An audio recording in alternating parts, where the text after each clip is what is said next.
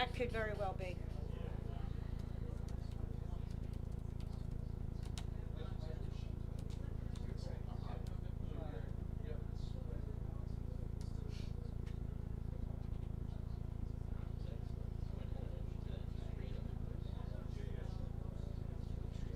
Brian, can you hear us? Yes, sir. I tried to put that as close to him as I could, the microphone to the phone, Yeah. Perfect. Thank you. so we could hear him. you know.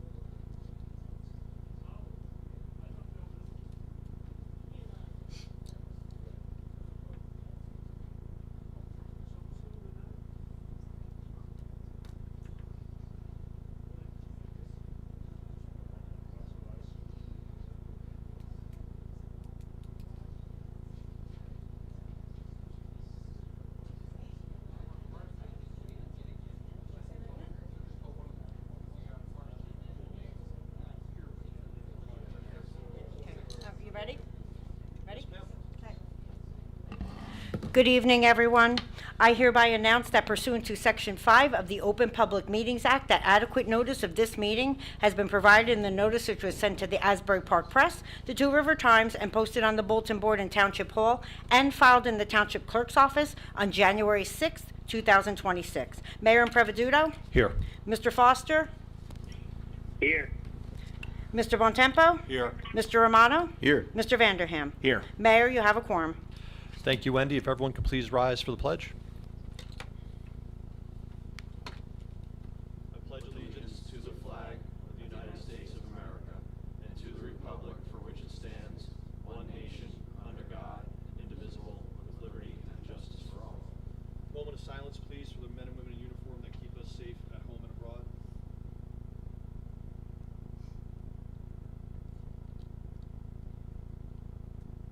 Thank you.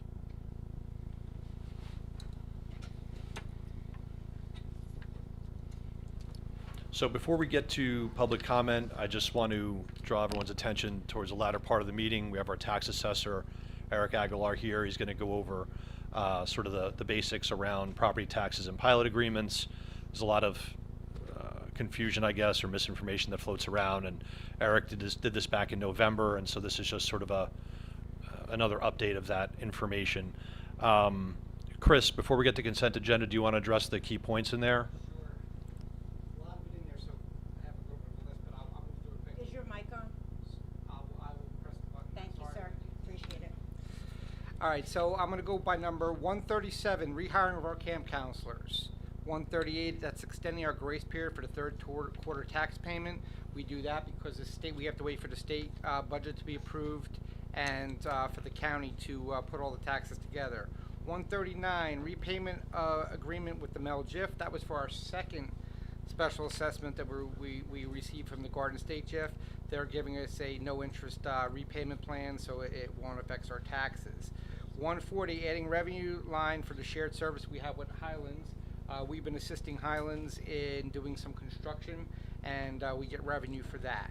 141, this allows us to be eligible for community block grants. Our town usually isn't eligible for community block grants, but this year we are going to try to get the senior center's ADA compliant doors for the front.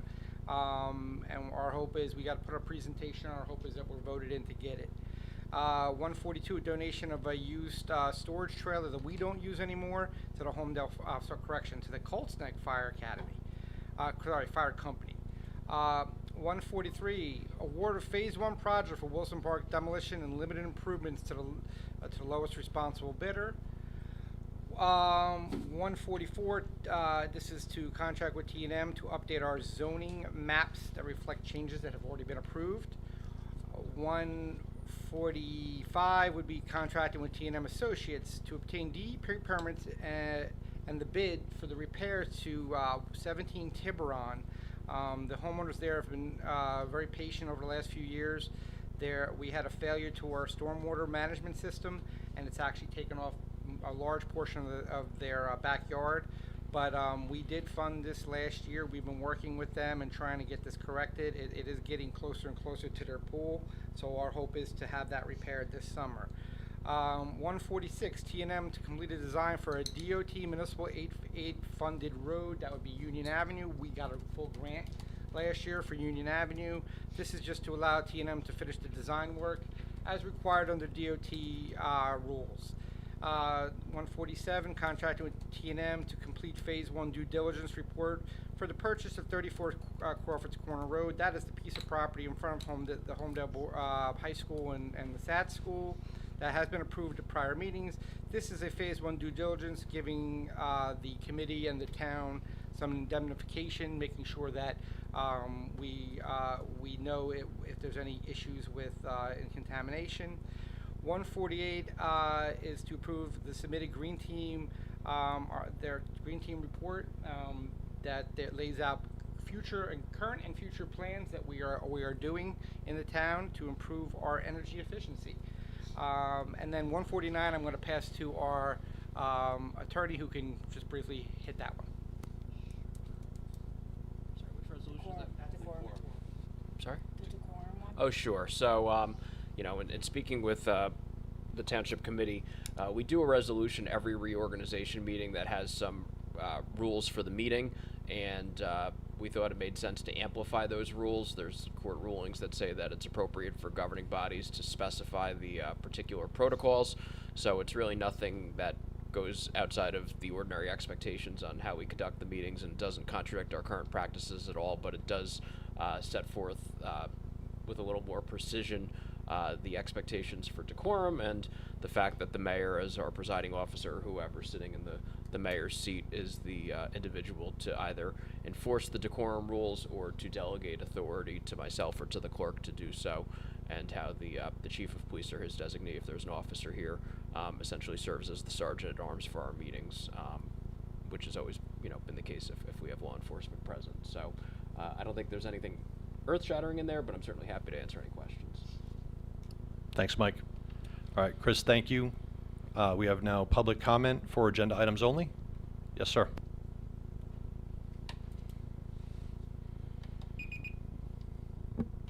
Patrick Truskita, 56 Line Road. I'm in full support of the demolition work at Robert Wilson Park. It's a great first step. I think the price that it came in at, I think I was pleasantly surprised. It was lower than I thought, and hope to have this completed in the fall so that we can open Robert Wilson Park. So fully support that. Thank you. Thank you. Any other comments? Yes, ma'am.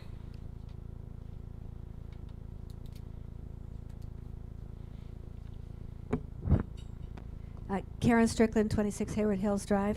I am wondering about the authorizing scope of work for Township Engineer updating the zoning map.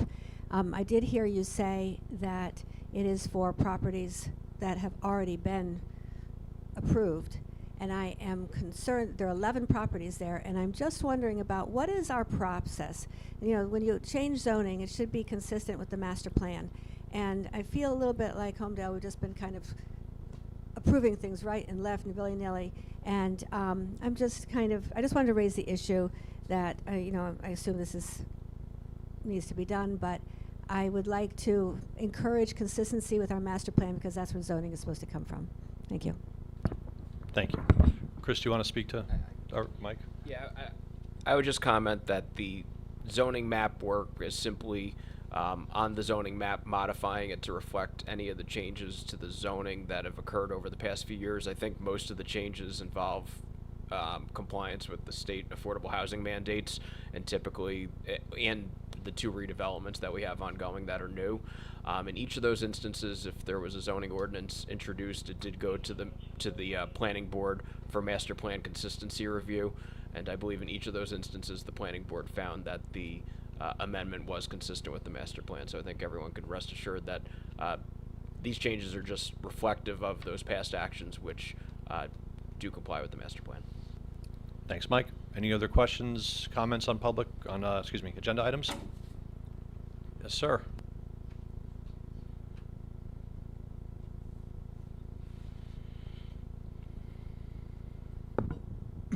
Lance Loopy Line Road.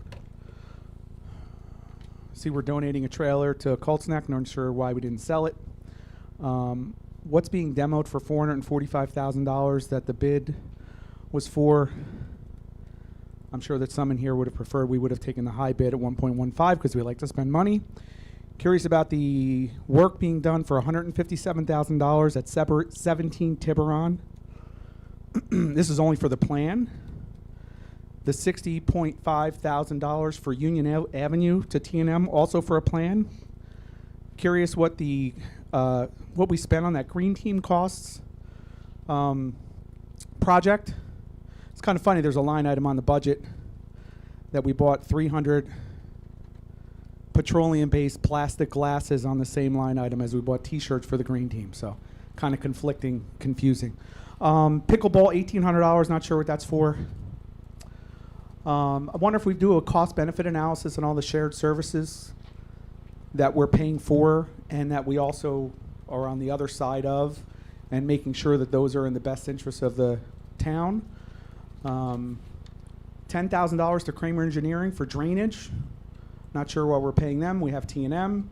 $4,700 for equipment at the library, plus another $8,300 for shelves at the library.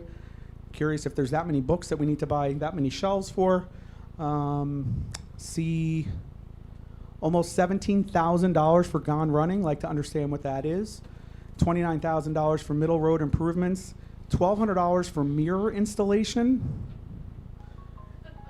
And another $575 to T&M for some other work that they're doing, and $2,200 for iPads from T-Mobile. Thank you. Chris, I know you hit some of these when you did the intro to the consent agenda. I've got the trailer donation to Colts Neck, if you want to speak to that. The ultimate thought was that if another municipality or that can take something that's that old, it's a 2013. It's basically just good for storage at this point. That happens often. We'll donate it to a volunteer organization that can use it for something they need. So to sell something like that, we can end up getting hardly anything for it. It costs us more to try to get rid of it than it is to actually just donate it. Okay. There was the cost to demo work related to, I'm pretty sure it's the Robert Wilson Park demolition, which you That was reviewed. that whole project that we had that we already had a public hearing on last month, or a couple months ago, and it explains it. It's pretty in depth. So the plans for 17 Tiburon, Union Ave, and let's hit 17 Tiburon, Union Ave, and Middle Road. All right, so I could talk to 17 Tiburon, as I said when I did my introduction on that this is a home that's probably lost 40 to 50 feet of their backyard, has washed away due to a break in our stormwater management system, and this is it has to be rebuilt, and it has to be rebuilt by DEP standards. So if it doesn't get rebuilt by DEP standards, we'd be in violation. We'd also open ourselves up to a lawsuit if it doesn't get taken care of. They've been very patient with us, and we did allot this money last year in our capital budget for any stormwater problems we may have going forward. Thank you. Library costs. There are a couple of costs for shelves, amongst other things. Yeah, the library has a budget, and they've used the money from their budget that they needed for replacement shelves and storage, and they've come to us and asked for that, and we filled them. That was a budget item. The $10K for Kramer Engineering on drainage. Kramer Engineering, that's an escrow. We changed that ordinance this year. Kramer is one of our consulting engineers. We don't give everything to T&M. We do try to farm stuff out to smaller engineers. These are homeowners who are required to do grading and stormwater management on their properties when they either add a pool or something of that sort, and they pay for it. It's just a matter of it's coming out of their escrow, but we still have to pay it through our bill list. Okay, and then there was $1,800 towards pickleball, I think. That's beyond me at this point. I would have to go more in depth on that stuff. All right, thank you. Any other public comment on agenda items? One and done, Lance.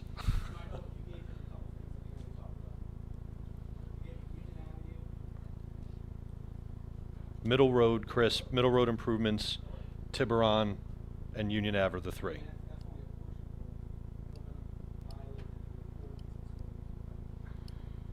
So Chris, can you hit Middle Road and Union Ave? The improvements there? Okay, so the Middle Road one I'm going to have to look up, but the Union Ave is a DOT funded grant that we received last year, and it is funded through DOT, and it has to be designed by an engineer required under the DOT grant structure. So we have what's called Section 20 costs, what are costs that are done to an engineer, and then they get approved by the state, and the state reimburses us back for the repairs of the road. Okay, thank you. Lance, if we missed anything, you can come up in public comment at the end. Anyone else? Agenda items? All right, let's move on to get a motion to vote. Hey, Wen, could I do a separate vote on 139, please? 139. And Wendy, I'm 149. So wait a minute. So 139 we're going to exclude right now? And 149? Okay. Okay. So we're going to be voting on resolutions for the consent agenda 2026-135 through 2026-149, but we're taking out 2026-139 and 2026-149 for further comment. Motion? Motion. Second. Mr. Bontempo? Yes. Mr. Foster? Yes. Mr. Romano? Yes. Mr. Vanderham? Yes. Mayor Impreviduto? I'm going to abstain from 137, but otherwise, yes. Okay. So the resolutions have been successfully passed. So we're going to have separate discussion on 2026-139. 139, yep. Okay? Chris, could you just go in a little more detail as to how we got this bill for 139? It may have predated you. So in 21, the town chose our last insurance fund that we were part of was the Garden State JIF. And when I got hired back in April, I was a little concerned right off the bat when I came in because I had heard of some financial difficulties that this actual JIF had, and we've pretty much been stuck in the middle of it. So every time that the JIF doesn't cover its costs, it specially assesses the membership. It has a large membership, but we're stuck with some towns that really didn't fit us. And unfortunately, we were hit with two special assessments over the last year, totaling between the two of them about $749,000. That was basically a full year extra of what we normally would have paid in premiums. When we moved JIFs, they all of a sudden accelerated. They were mad because we left, and they accelerated our special assessments. We moved to a JIF that's very well funded. And right off the bat, the first thing they said was, well, we'll give you the same funding sources to cover you, and you can pay it back like you were if you would have stayed in the JIF. My biggest concern right now, and I have about 10 other towns who left them, and we've been communicating, is we don't think this is over. We think that they're going to come after us again for this year, for the 25 year, for the past year. So we're waiting to see what comes up next. But these special assessments, and Michael probably could talk to them better than I can, they're legally binding. We're stuck. We had lawyers send us letters telling us what we owed. So what if we didn't pay? Generally speaking, there's a provision in 40A11 that establishes joint insurance funds, which are basically, to put it in layman's terms, different towns all get together and create their own insurance company, and it's not private insurance, it's all the towns banding together, putting all their insurance proceeds into a pot of money. I think it's fair to say that the former JIF, was not sufficiently funded, and so you know, the way state law is written, it gives them the power to impose an assessment, kind of like a condo association, if there was a, you know, a loss in a condo, to make an analogy. So that's what they're doing here. In terms of the governing body action, the Monmouth County JIF that the township moved to has offered to essentially front the money for the township, pay the assessment, and then we would pay them back over a substantial amount of time at no interest, I believe, which, you know, Zero is, interest. from a budgetary standpoint, is a huge offer by them in order to avoid having to shell that out right now. Do we know how they came up with this total, Chris? There's a formula. I can get it and kind of ship it out to you guys. You could take a look at it. I think it might have even been in that lawyer's documents I sent you, but I'll double check because they've been kind of harassing me for the money now. They're like, well, where's our money? Where's our money? Because we left. What happened is 10 towns left, and the 10 towns that left were the best towns, the towns that had the lowest issues that were going on. So as I said, I expect this to keep going a little bit, and I'm hoping that we can fight it. I think what I'll suggest is, you know, if the governing body adopts the resolution, that'll authorize entry into the agreement with Monmouth to front it. But prior to us signing that, I'll work with the administrator to get some more information on the specific questions that Committeeman Bontempo raised, to get that to the committee, because I do think that those deserve answering. I just a lot of money, Chris. I absolutely agree. It's a lot of money, and I wasn't happy about it. So I actually, they weren't happy with me because how fast I pulled and got us out of it. They even tried to the last second to get us to stay, and I was like, why would I stay and keep paying? I'm gonna have to pay these fees. I could tell you now that the JIF we're in right now is funded so well. They have $12 million in surplus. And that's just the local section of it. It's attached to the state, and the state actually, Mel JIF is the one who's loaning us the money, not even our own. So they, that JIF is giving back dividends almost every year. So basically, they were running at a deficit because they didn't properly manage their business, for lack of a better term. And now that now that we're leaving, they're saying, Homedale, you owe us $500,000. Well, everybody owes it, but we owe it now fast. They accelerated our payments. They no longer wanted to give us the 10 years to pay it back. They want ours right away. So that's when the Mel JIF said, well, no problem, we'll give you the money and give you the same terms.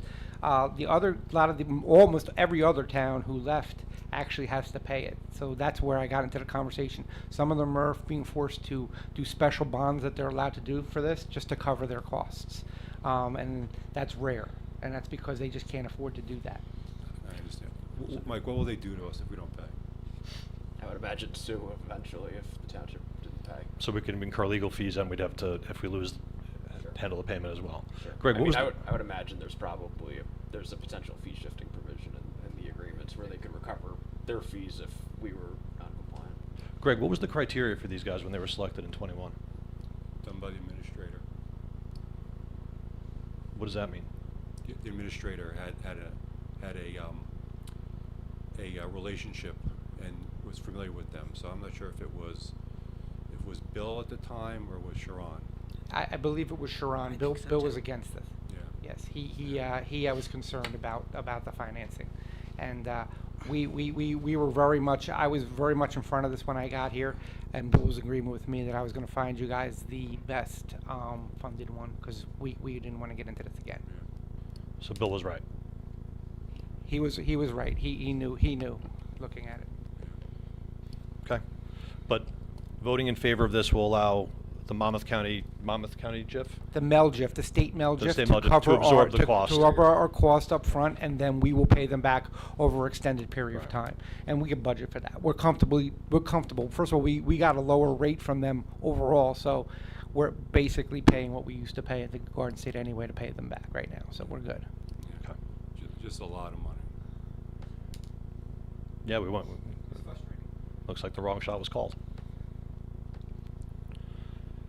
Get a motion to vote? Motion. Anybody want a second? Second. Mr. Bontempo? No. Mr. Foster? I mean, it sounds like a bad decision was made several years ago, and it put us in it. I'm not going to legally jam us up, so I'm going to vote yes. Thank you. Mr. Romano? No. Mr. Vanderham? Yes. Mayor and Prevituto? I have to ask, so I'm going to vote yes, but I'd like to understand why we'd vote no on someone absorbing the costs for a bad decision made in 2021. I'd like to see the formula and how why almost $500,000 came about. It's not in this packet. So I just want to make sure I understand. Your vote is to delay moving us out of a bad situation? Because that's the vote. The vote is to go to these guys and have them absorb the cost. And to Mike's point, we can come back and have a discussion around the formula and to see if there's any opportunity to address things, which it doesn't really sound like there is legally. So I'm struggling to understand why you wouldn't want these other guys to absorb the costs for us while if you want to do further diligence, you can. The $500,000 needs to be looked at a little more closely, because taxes that we saw in the last meeting are going up fairly significantly in the town. And if there's a way we can reduce expenses, I'd actually like to understand this a little more, because coming up with this number seems significant, and so I'm not in favor of I'd like to push it a little further and try to get some relief from this number. I don't think the number is locked in, and I'd like to get that number lowered. Can you unpack your statement around taxes going up a little bit? Taxes have gone up. Sure. And if the town can save money, we could lower our assessment and help offset the increase in taxes. We're at like the lowest tax rate in 10 years. Again. And so I understand your point, but you bring up matters and issues as if they're new, and you didn't address them when you were mayor, so I'm wondering why you would try to address them now. Our tax rate's lower than when you were mayor. Our overall assessment in the town has gone up, so taxes really haven't changed based on extra money coming into the town. So this is a lot of money. I mean, we have residents coming talking about $1,700 charges that are on our bills payable. $500,000 is a lot of money, and I'd like to see if we can negotiate this number down. Okay. I don't see why we can't do both, but okay. Have you tried to lower this number? Well, we just discussed it. We said we said we would try. Before this meeting, have you tried to lower this number? The discussions have taken place between the administrator and the JIF. The number is locked, as far as we can tell. If there's a way to move it down, we'll move it down. But in the meantime, we need to be covered. Have you personally been involved in the conversations to reduce this number? Why would I personally be involved in the conversation to Because reduce it's the number? $500,000. It is Taxpayer money. $500,000, and I trust the administrator to handle it and report back. So you haven't been involved? Greg, you were the one that brought these guys in. Now you're coming to me saying, why didn't I fix it? This was on your watch. Okay. But you blamed the administrator. No, I didn't believe the administrator. You did. No, you said it was the administrator's decision. That's usually what it is, as Chris is driving this one, which is probably a better decision. Okay. But in So- hindsight, everyone could be a Monday morning quarterback, right? No, listen, you're coming to me saying, have I negotiated it down, and yet you're trying to absolve yourself from all sins for bringing these guys in. I didn't say that, did I? No, you did. You blamed the administrator. I said the administrator had a relationship with them and brought them in. Okay. And the administrator is handling the mess that was created. And have you been involved in lowering number? It was no. So No, I've been I'm not involved with the comfortable- administrator. I'm not comfortable with $500,000. Okay. Well, listen, we'll just continue to clean up everything you did, and we'll take it from there. Mayor? I don't want to get in between You- the committee members, but I will mention that the resolution authorizes entry into the agreement with the MEL. It doesn't necessarily mean that the check is going to them. So, like I Correct. said, before the vote and before you guys going back and forth, we will get more information to the committee. I think that's appropriate here. I think it'll answer a lot of the questions and hopefully address And those. And can that's- look, can I just say one thing, candidly- Mr. Mayor? So the one thing that we all have to understand is that my predecessor, and I have no problem saying it was my predecessor, voted on the first one at the JIF meeting when we got the first half of this. He went and said it was okay. I would have voted against it. Okay. The second one wasn't even approved till this year. We were already out of the JIF. So we had no say in what they were doing. So we were kind of stuck in the middle. One I wasn't there for because I wasn't here yet, and the second one happened in like March of this year. We were already in a different JIF. They weren't even calling us on this. What was the amount of the first one, Chris? Do you know? The overall is 749, I believe it is. I can get that for you. It was we voted on it earlier in this year. So we offered it. The MEL picked that one up earlier this year. So So we had a representative in the meeting, and the representative agreed to. Agreed to go and specially assess everybody, and only there wasn't enough to vote against that there, Okay. so. Joe, do you have a comment on 149? Yeah, I had a comment on 149. Wait, I'd like to wait, know. 1 second. So you were a yes, correct, Mayor? I was a For yes. 139? So Yep. 2026 139 was successfully passed. Now we're discussing 2026 149, correct? Yes. Okay, thank you. Yeah, I'd like to know what the reason for adopting this or proposing this resolution is. You know, this is my third year on the TC, and we've never needed anything this harsh. And we've been able to communicate with the public, and I haven't heard anything about it. I'd like to know what the reason was for this, proposing this. Sure. I've been in conversations, with the mayor, deputy mayor, and am aware that at certain meetings they've become lengthy, and that there have been concerns among certain committee members and/or folks in the audience about the length and the process surrounding them. So I suggested that it would be good to have a resolution that properly addresses how our meetings function. We do one at reorg, but it usually gets swept away with all the other actions at reorg. So this was simply looking to other towns that have these. It's a pretty standard practice. So I'm certainly happy, committeeman, to represent that.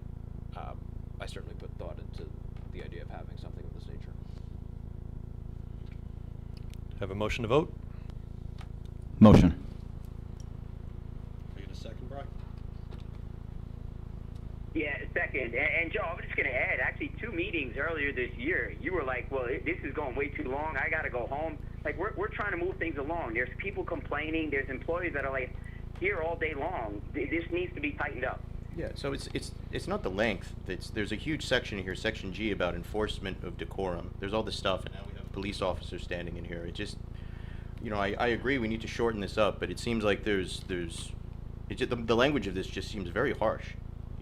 I'm all for shortening the meetings, but I think that this is going to discourage engagement, and I think maybe speaks to the fact that we could communicate better with the public as well if this is where we're going, because we've never needed this. Okay. We have a second from Deputy Mayor. Okay. Mr. Bontempo? No. Mr. Foster? Yes. Mr. Romano? No. Mr. Vanderham? Yes. Mayor Impreviduto? Yes. Resolution 2026-149 has been successfully passed. Thank you. All right, Wendy. Next is on the agenda is a public hearing on grant applications. The first grant that we're applying for is the fiscal year 2027 CDBG grant in the amount of $35,000 for ADA compliant doors at the Senior Community Center, 6 Crawfords Corner Road, Homedale, New Jersey, 07733. Any comment from the public? There's a legal public hearing on this grant application. Seeing no one, right? Seeing none? Motion to vote? Motion. Second. Mr. Bontempo? Yes. Mr. Foster? Yes. Mr. Romano? Yes. Mr. Vanderham? Yes. Mayor Impreviduto? Yes. Okay. Resolution 2026-150 for the CDGB grant has been successfully passed. The next public hearing is we're applying for a grant from the Monmouth County Municipal Park Grant for the Robert Labby Memorial Renovation Project located at 24 Orchard Avenue, Homedale, New Jersey, 07733, Block 50.32, Lot 86.03. Anyone from the public on this one? Mr. Chiquita? Patrick Truskita, 56 Line Road. Labby Park used to be a really nice park about 20 years ago, and it's kind of showing its age. This grant, I think, will do a lot of good to spruce it up a bit and to make it a better park that all the people of Homedale could use. So I'm in full support of it. Thank you. Anyone else on Labby Park? All right. Can I get a motion to vote? Motion. Second. Mr. Bontempo? Yes. Mr. Foster? Yes. Mr. Romano? Yes. Mr. Vanderham? Yes. Mayor Impreviduto? Yes. Okay, Resolution 2026-151 for the grant for Robert Labby Memorial Park renovation project has been successfully passed. Thank you. Going on to departments, Mr. Administrator? Thank you, Mayor. So a few things tonight. I want to happily say that the pre-con meeting for the Bethany Road project has been completed, and since school is out, they will be starting relatively quickly. They'll be working on concrete during the day, and once the concrete and sidewalk repairs, ADA compliant ramps are put in, they'll be paving overnight. And it'll be done what's called echelon paving, meaning that they will have two pavers going at the same time to limit the seams that you'll see in the roadway. That road is very important to the residents of this town, the residents of Hazlet, and in general the residents of Monmouth County, because again, it is very high traveled. We are also looking at, for our DOT grant this year, is to complete that road so we finish it out. And hopefully in all of our times here, that'll be it for a very busy road. It'll be set and ready to go for many years to come. So I'm excited about that. Our 2025 road program is underway. Many of our residents have seen that, and there's curbing being done, repairs throughout the town. You might see some paint marks on the road because they're setting it for the paving company. We are putting it out on social media and our website. Currently, as of yesterday, repair onlys, which repair only means basically portions of the road are going to be done, is Windhill Way and Centerville Road. And then we are milling and paving the following roads, and they started this week, would be Deer Pond Lane, Muncie Court, Sugar Lane, Mountain Lane, Fawn Path, and Taylor Road. There are many more. We have about 25 on our list. We will keep the residents updated on that. If you do live in that area, you will receive a notice prior to that from the paving company. Watch our website and social media for more information. Last meeting that I had mentioned that we've been working on the crossing guard plan. My office in the police department, along with Kramer Engineering, who's again our consulting engineer, we've hired him to help us, assist us in building the map out for where crossing guards might work in this town or will work in this town. He's mapped out the area. He's actually he knows exactly what roads can be that are walkable at this point. We still have working out the amount we need, but we believe now it's going to be less than 10. We're looking at about 6 or 7. We also are looking at our sidewalks that we would be responsible for to make repairs. The reason I chose Kramer Engineering, I've worked with him in the past. He's actually the engineer of Shrewsbury, where I came from. Shrewsbury is a complete walking town. He's gotten them grants in the past called Safe Routes to Schools. That grant is coming out soon. And what's great about that is that if we can identify areas where we could do more sidewalks, we can get that grants through them to actually get sidewalks done. So we're working on that, so we're prepared and ready to go.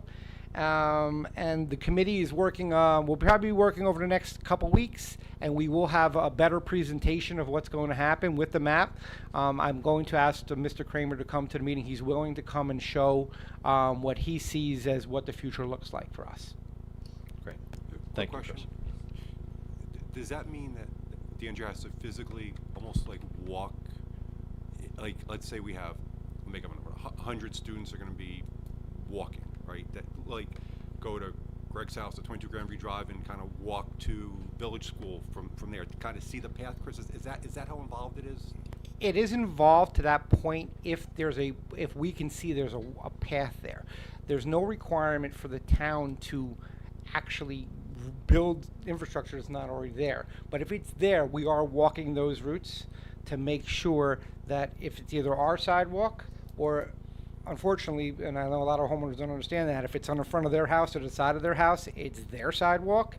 There's no major trip areas. I mean, broken concrete is doesn't automatically make it unsafe, but we're looking for safety issues. We're looking for places where, hey, maybe that crosswalk's not in the right spot because we didn't think of this. Let's move that crosswalk, and we could do that in-house. We're trying to find ways to make it safe for, like, Greg Bon Temple to make it to school. So if there's no there's no sidewalk in front of my house, we're not going to put a sidewalk there because it would be physically impossible, and technically the law doesn't say you have to. It's no walk. It says that they're responsible to get their kids to school. It's not.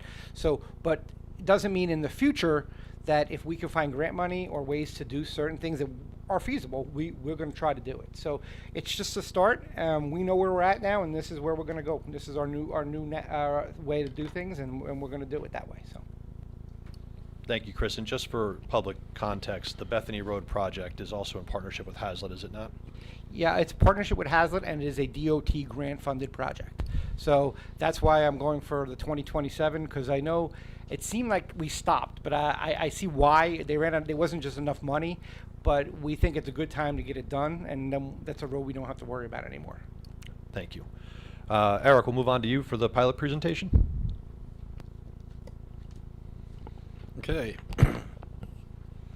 I understand at the last meeting there was a number of questions surrounding not just pilot agreements, but also more generally about property taxes, assessments, the inspections that are going on for the assessments. So I packaged this presentation together to kind of cover all bases here. So it's broken into two sections. We're first going to talk about property taxes and the tax assessment function, and then we'll get into the pilot agreement portion. And if you were here for the Vonage presentation about 6 months ago, you'll see some of this is a little bit repetitive. But property taxes, they're used to fund local government services and I'm referencing 2025 taxes here because the 2026 tax levies rates, they haven't been certified yet, but I will have a slide on here that shows the expectation for 2026. But for now, we're talking about 2025. So Monmouth County had to raise $445 million last year for taxes. That's inclusive of their open space funds and the county health, the county library, and the county budget in general. That $445 million, that gets split up based on what town is valued, their equalized value relative to one another. So Homedale will pay its proportionate share of the $445 million based on the value of Homedale relative to the rest of the town. So Homedale's just shy of 3% of the value of the county. So Homedale in 2025 paid $13.2 million in county taxes. In 2025 for the school district tax levy was $67.8 million. That represented about 69% of your property tax bill. This year, I think it's $72 million. I'll have a slide on that. And the township portion is about 17.4% of the tax levy. I think it's $14.8 million. For every $1 of property taxes that a Homedale resident pays, 86 cents stays completely within the town. The remainder of that goes towards the county. And you do receive some benefits, of course, from county services, but for the 86 cents of the dollar stays completely within the town, between the school and the municipality. This is the 2025 tax levy, tax rate certification. You can see what's highlighted at this moment is the county levy for what Homedale residents or Homedale property owners had to pay. Then you have their school budget and the municipal portion, which is inclusive of open space tax, as municipal open space, as well as the regular municipal purpose. Looking at it like a pie chart, this is what that would look like. So the Homedale municipal budget, that covers everything you could think of, municipal services, police, fire, EMS, DPW, road maintenance, trash, well, I guess not trash collection in Homedale. I think you pay separate for that, but you get the picture. This slide, and by the way, this is or will be posted on our website if you want to refer back to it. It'll be on the tax assessor page. But this is the last 10 years of tax levies from 2016 to 2025, broken out by component. And you'll see from 10 years ago, we have to now raise almost $20 million more. Well, this year's going to be $104 million, so yeah, $22 million more over a 10-year span. And you can look at each component there and see, where the changes have come from a property tax standpoint. The county budget it's relatively the same. That doesn't mean that the county taxes have not gone up. The county taxes have gone up over that period of time, but what has happened is the shore towns have appreciated at greater rates than Homedale Township has. So what ultimately happened is that county taxes, even though they've gone up overall, they've shifted off of Homedale onto generally the shore towns, towns that are closer to the beach. So when you add up all that had to be collected last year in taxes, is $98 million. And where I come in as the tax assessor, I have nothing to do with those numbers that we just spoke about. What my role is to analyze the market value of every property within the town, and then that $98 million gets split up based on your proportionate share ownership of the municipality. So if you think of the town as a pie chart, you own a little sliver of it, and you'll pay that same sliver percentage. If you own 1% of the value of the town, you would pay 1% of the $98 million that has to be raised. So very simple example, if the town had 3 houses in it only, you would have, and one was worth $2 million, the other two were worth $1 million, that $98 million tax bill would get split up. Let's call it $100 million to keep it simple. The blue house in the picture would pay $50 million in taxes, and the 2 white houses would pay $25 million apiece. The way the tax rate gets calculated is it's the amount of money that has to be raised, so the $98 million divided by the value of the town, all the assessments of rateable properties combined, which in 2025 was $6.37 billion. It's very simple math. 98 million divided by 6.37 billion, 1.539%, and that's what everybody paid their assessment times the 1.539% in 2025. What to expect for 2026? This is not really great news, but this is not great news pretty much across the county. To be honest, every tax levy that I'm looking at, it seems to be going up substantially. The municipal budget is the same. However, the total I expect to be about $6.3 million higher. That means that versus last year, the Homedale property owners have to come up with $6.3 million more for property taxes. And we know that the school tax levy has changed. So that's part of that reason. But probably what people aren't aware of is the county budget has gone through a pretty substantial change too. The county tax levy has changed from $369 million to $384 million. That's a 4% increase. The trend has finally shifted slightly where Homedale has values in Homedale performed better last year over the past couple years. So your apportionment is increasing slightly as well, about 1%.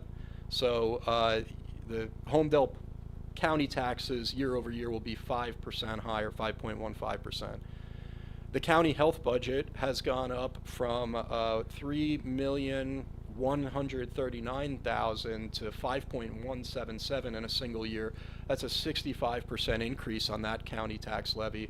So Homedale will see a 67% increase in payment towards that levy. And then the open space fund for the county, there was a referendum last year. The way the open space county taxes work is property owners pay a set rate based on the equalized value of the town, and that rate is determined by the voters actually. As of last year, that rate was 2.75 cents per hundred of assessed value, or of equalized value. And the voters voted somewhat overwhelmingly yes to be charged more taxes, and voted to increase that rate to 3.75 cents on top of an already appreciating market, which means that the county county open space is going to be 48% higher. Last year they had to collect $55.8 million. That's now up to $82.4. It wasn't long ago that was only about $15 million pre-COVID, so now it's $82 million. And of course, Homedale residents, Homedale property owners will see that increase. So the tax rate, I'm anticipating it's 1.5%. Of course, the rate is lower because the values are higher, but you should certainly expect that your taxes will be approximately, depending on how your assessment changed relative to the rest of the town, 6.5% higher your taxes will be. And because the way the tax bill is broken out, you'll see that entire increase on the back half of the year, because your first and your second quarter are 1/4 of what you paid the last year. We don't know exactly what the taxes are until the middle of the year. We'll get the tax rate certification in July. It'll show, oh, we need to raise $6.3 million more dollars. We'll collect that entire $6.3 million extra between the third and the fourth quarter. So your quarterly bill, you'll likely see it, and I'm kind of generalizing this because everybody's going to be in a different situation if your assessment changed different than the aggregate value of the town, but you should expect 6.5% increase over year, generally speaking, which means that your quarterly bill is probably going to be 13% higher because of the backloading factor.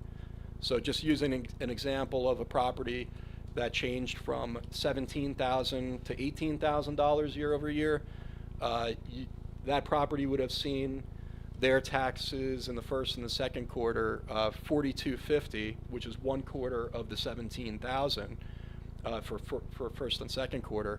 And then we realized, okay, the tax rate is going to be this. This is your assessment. Oh, you owe $18,000. It's for the third and the fourth quarter. It's $18,000 minus what you previously paid in the first and the second. So your taxes are going up $1,000.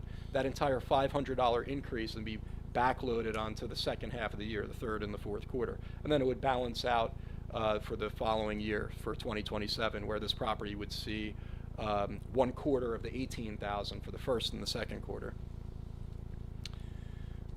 All right, again, I'm stressing where my involvement is. I'm the tax assessor. I don't even know why they use the word tax, because essentially what I am is I'm a property appraiser. I'm appraising the values of all the property, and based on my appraisals, that's how the taxes are distributed amongst this roughly 6,200 properties within the town. So how are the assessments determined? And I understand some of the questions last week revolved around this, so that's why this is included in this presentation here. So an appraisal, it's an opinion of market value based on what the property characteristics are. So think of anything that would affect the sale price of a house. If you open up Zillow and you're scrolling around and saying, hey, that's a nice house, I would like to sell my house and move there, what are the things that you'd be considering? Obviously the location, the size of the lot, the quality of the house, the condition, the style, various amenities. Does it have a pool? Does it not have a pool? What neighborhood is it in? All of those questions are what should be considered in the assessment modeling. So obviously it wouldn't be practical for me to do this one by one and value every house individually, so this is built into a model through what's called mass appraisal. And the goal of mass appraisal is to value all the properties based on the same standard. We're trying to find market value on all homes, and all of those things that I spoke about before, the location, the condition, all of that is built into the modeling and adjusted annually to best target market value based on what the sales data is telling us. One of the questions last week was apparently about the inspections. We currently are inspecting all the properties on the north side of town. I'll have a slide on that. That's one component of the mass appraisal. We have to constantly verify that the data, the physical data on every house is accurate. So we're required by law, in order to do the annual reassessments, we have to inspect every property once every 5 years. We're on a schedule to inspect every property in 2026, between 2026, 2027, and 2028. The last cycle that we had was between 2020, 21, and 22. This year we're inspecting the properties that are shown on the screen here. It's everything north of the tracks. This is on our website. You don't have to take pictures. It's on our website. I gotcha. So everything north of the tracks and then extending down below into like the Gables and Bow Ridge, they're in this year's inspection area. I think we actually already completed the majority of these inspections already. They've been done over the past few months. Well, just backing up real quick, you'll see some bubbles outside of that area. Those are properties that are on the list for other reasons. They had permits or they were doing some sort of renovation, new construction, adding a pool. So those will be in the inspection. Those will get inspected every year as the work gets done. And there's a link here on this slide to the notice, the public notice about the inspection process. Two other components of the mass appraisal is, you have to analyze the sales data and develop and test logical modeling rules and statistically target market value. The goal, again, is to have as many assessments as close to market value as possible. That's the goal. And the goal is that so that the tax distribution can be fair. For modeling purposes, assessments are broken into two components. You have the land value, the underlying land value, and then you have the contributory value of the improvements. That word contributory, that's probably what I should have underlined here. That's the important part of that sentence. It's not what it necessarily costs to do an improvement, and an improvement meaning whether it's a house or a pool. It's what that improvement adds to the underlying value of the property. So kind of to think it through, let's say a developer purchased a lot for $500,000. The underlying land value is $500,000. They were able to construct a house and spend $1 million, so they're only into it for $1.5 million, but it sells for $2 million. Well, the land is $500,000, and the contributory value of the improvement is $1.5 million, because that's what that structure added to the value of that property. And that could go the other way. Maybe it cost $150,000 to build a pool, but if you were to resell the house, maybe you're only going to get an extra $70,000 upon a resale. So it goes both ways, and the goal is to measure all of those factors every year, to at least to modify based on what's being observed in the market. Land modeling, it's obviously going to be based largely on the area that you're in and the lot size. Generally, the properties on the north side of town are less valuable than the south side of town because you have larger lots, neighborhoods, and it's not always the case, but generally the neighborhoods with larger lots and larger homes within that neighborhood are going to command higher prices. Other variables, easements, wetlands, traffic. If you're right across from a gas station, that's going to have an impact. Within the modeling, the way that would be addressed is the property, let's say everybody is the same within what we call a value control sector or a neighborhood, except certain properties are on the busy street within that neighborhood or across from a gas station. The way that would be addressed within the modeling is the property that is affected by that circumstance would have some sort of reduction, generally speaking, if there's some value impact for that thing. Now, we have to be careful that it's not just one property that has that issue. Well, it's multiple properties. We have to be careful that everybody's being treated uniformly, and that's really the key to all of this: uniform treatment.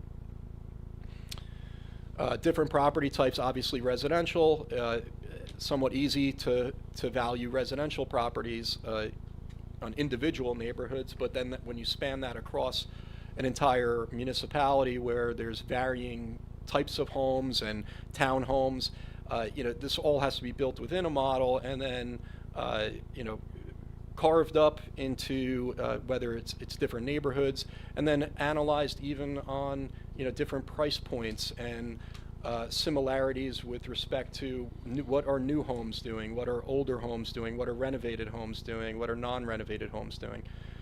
There's a need to address all of those questions when we're updating the modeling every year. And commercial properties, they don't sell often, of course, so they're done based on an income and expense approach. So we study the leases and the expense ratios and vacancy rates and capitalization rates, and that's how we come to the values of the commercial properties.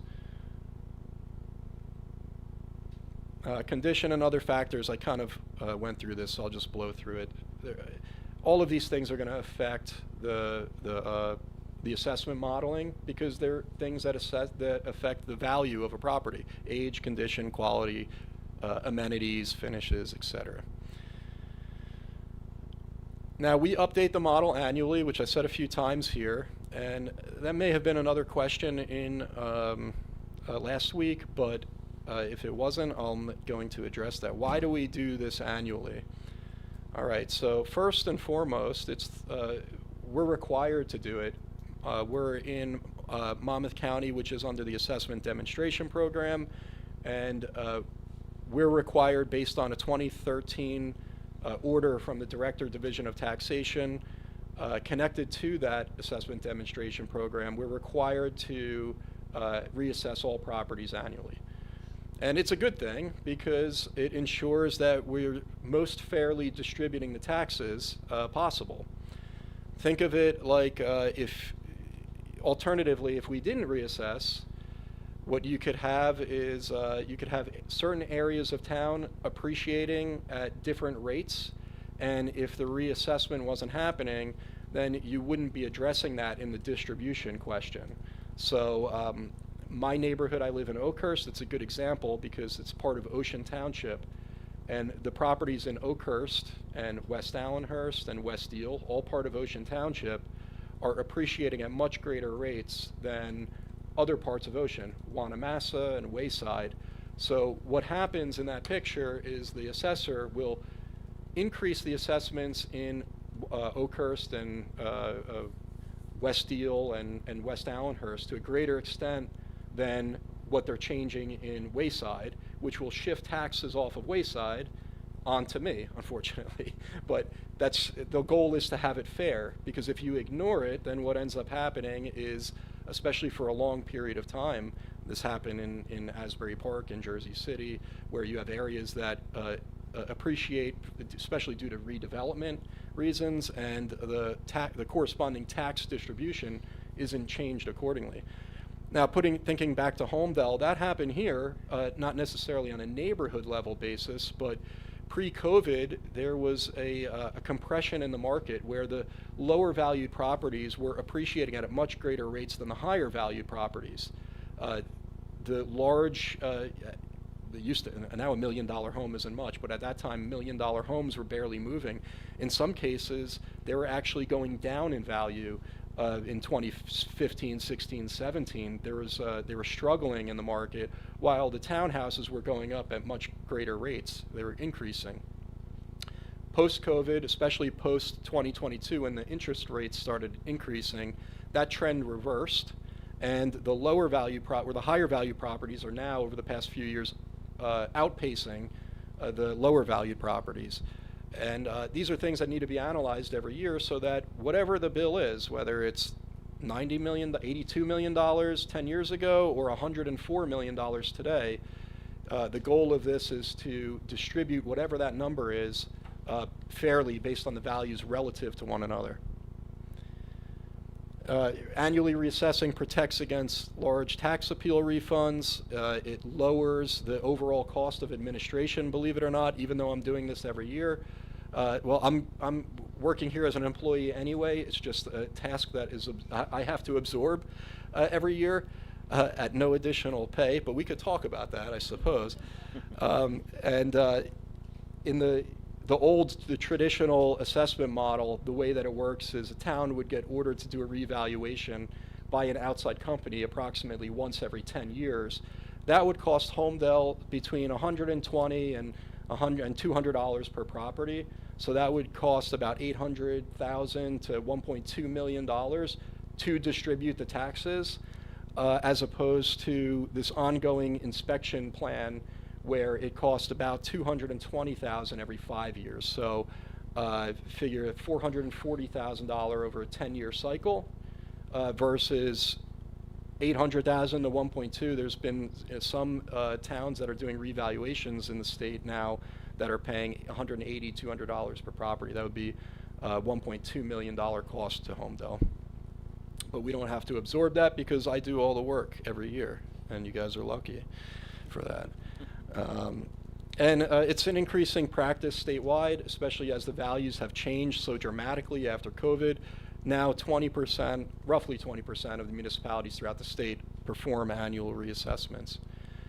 And the numbers show the picture. So the average ratio, every year the Director, Division of Taxation, does a study of ratios for every town, comparing assessments to sale prices. And the average assessment to sale price ratio in the state right now is 61.57%. And actually this chart is splitting the 564 towns out into two other groups. Groups that reassessed every year for the past 5 years. Those are the green ones. And then groups that have performed no assessment maintenance over the past 5 years. That group is at 55.12%. The purpose of these ratios is to equalize the towns for that county tax and for regional school purposes. So a town that is not assessing at fair market value, for shared budgets, they get equalized based on these ratios. So if you have a town that hasn't done anything in 5 years and the assessments are half of what they're supposed to be, if the town is appraised at $2 billion, they would get equalized to $4 billion in that shared budget. Now the ratio is not really, it's kind of meaningless unless you understand what's the reliability of that ratio. The Director, Division of Taxation, also does statistical studies for coefficient of deviations. What that is it's the average deviation from the average ratio expressed as a percentage, if anyone followed that. But to kind of put it in layman's terms, what that is if you had a town that had 50 sales that were at 50% and 50 sales that were 150%, so meaning the assessment to sale price ratio was 50% on 50 sales, and the assessment to sale price ratio was 150% on 50 sales, well, on the surface, it would appear that that town is very fairly distributing their taxes and that their assessments are fair because the average ratio is 100. Well, in reality, that's a terrible situation because the assessments are really all over the place in that picture. Really, the lower the coefficient, and that's what this is measuring, that would be a 50% coefficient of deviation in that example because it's the average. We could calculate that in our heads because all of them are 50% off of the mark of the average. So it would be a 50% coefficient of deviation. Total extreme, but believe it or not, there's actually some towns out there with coefficient of deviations that are 30% or more. So anyway, the reassessment municipalities, those 91 districts that reassessed every year, they're at a 10% coefficient versus the non-reassessment municipalities at a 17% coefficient on average. So how does Homedale square up to that? And I have to mention there's also some factors in that is obviously the homogeneity of a town, the volatility of the market. All of these will fluctuate what the coefficient and the ratios will be. So anyway, the state average ratio is 61.57. Our ratio 99.74. Coefficient statewide is 16.13, and Homedale we're at just shy of, or lower than 8%. The lower the number, the better. And it's impossible to get a coefficient of 0. But what this is representing is that statewide, the average our tax distribution is twice as accurate than the rest of the state. And there's more information at that link at the reassessment report. Those were 2025 numbers. I also included the past 10 years. I had one little blip in 2021 when the market got kind of volatile and we spiked up to a 10% coefficient. But generally speaking, we're hanging in the 6s and 7s on the coefficient, and we're around 100% on the ratio. And the ratio, it's a little bit of a complicated calculation. I won't bore you with it, but it blends 2 years. But it's not an exact picture of the way the assessments are. It's a little bit of a delay. All right, so there's been a number of third parties that have analyzed what's being done in Monmouth County, and there's links here if anybody's interested to read more about it. Moody's Investors Service, Harvard Kennedy School, the IAAO, International Assessors Association of Assessing Officers, and Monmouth University all have done studies and produced either reports or issued awards towards this program in Monmouth County. And these links are on this presentation.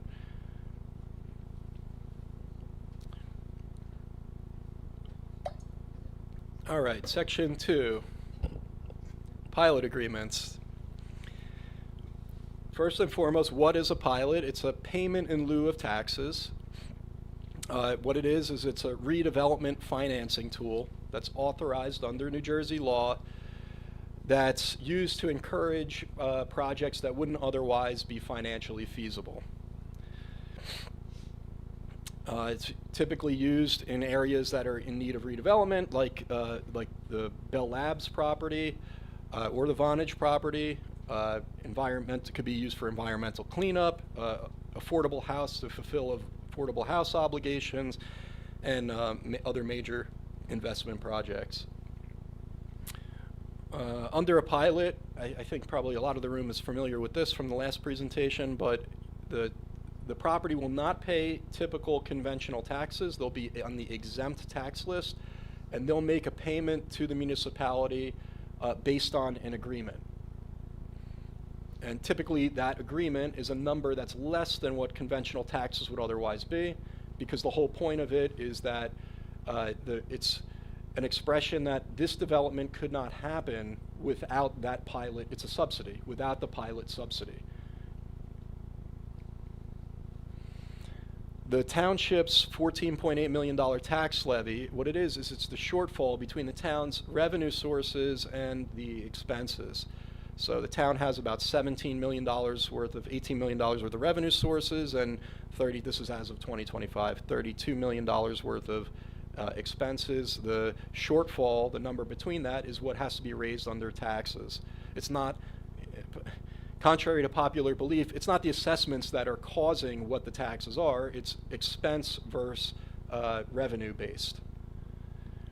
So township expense township revenue source examples are highlighted here. What we're talking about is payment in lieu of taxes, pilots. So again, properties that have pilots, they are not included in the rateable base of the town.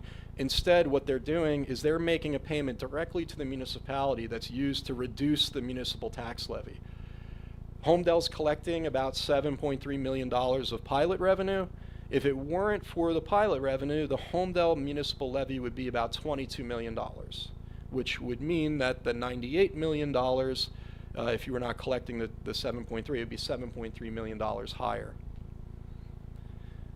Why municipalities use pilots? Again, encourage redevelopment of underutilized property, address environmental contamination, infrastructure costs, support affordable house obligations or creation, and attract private investment, new municipal revenue, revitalize neighborhoods, and help make projects that would otherwise be non-viable financially, help them be financially feasible. Developers seek pilots, obviously, for the same reasons. There could be significant upfront costs to construct the property, environmental remediation, affordable house obligations. Believe it or not, developers are not knocking down the door to build affordable housing out of the kindness of their hearts. They're generally getting some sort of subsidy, whether it's on the state level or on a municipal level through payment in lieu of taxes. And there could be financing challenges. interest rate environment that we're in now is certainly not helpful towards development, because to borrow, you're not going to build a $100 million project with $100 million cash. Generally, you'd be borrowing 70 million of that. And if you're borrowing at 3% versus 6%, it changes the pro forma quite a bit. So the idea behind a pilot is to help stabilize long-term operating costs to improve the project feasibility. Here's the controversial slides. Do the pilot agreements negatively affect the school budget? And the answer to that question is no. It does not negatively affect the school budget. The school budget, the school tax levy, it's the same concept as the municipal levy. It's the shortfall between the school's expenses and their revenue sources. So let's forget about the pilots for a moment and just talk about a scenario, a hypothetical scenario where you have a almost $23 million property that's paying conventional taxes right now at 1.539%. They're paying $350,000 of taxes. Of that, 69% of it are considered so-called school taxes, $241,000. Let's say a church or a charity buys that property, starts operating a nonprofit, and now it's exempt from taxes. What would happen to the school tax levy? Will it get $241,000 less? The answer is no. They still have to collect $67.8 million. So it doesn't change the school tax levy. But something's got to be impacted, obviously. What would be impacted is you would lose a rateable, $22.75 million rateable, which would lower the value of the town. You would still have to collect $98 million. And what would happen is your tax rate, instead of being 1.539, it would be 1.544. So it's really a question of not how it affects the school budget, it's how it affects the property owners of the municipality. So under that hypothetical example, that $22.75 million property gets moved to the exempt list. What would happen is the average assessed value property, average assessed residential home in 2025 would have been $52 higher if you lost a $22.75 million property as a rateable. Now, just continuing this thought, well, what if that property, it wasn't a church, it wasn't a charity that purchased it, it was a developer, and they were authorized a pilot agreement that was going to result in $2 million of revenue towards the town. Well, then the picture is a little bit different. That $14.8 million would change to $12.8 million.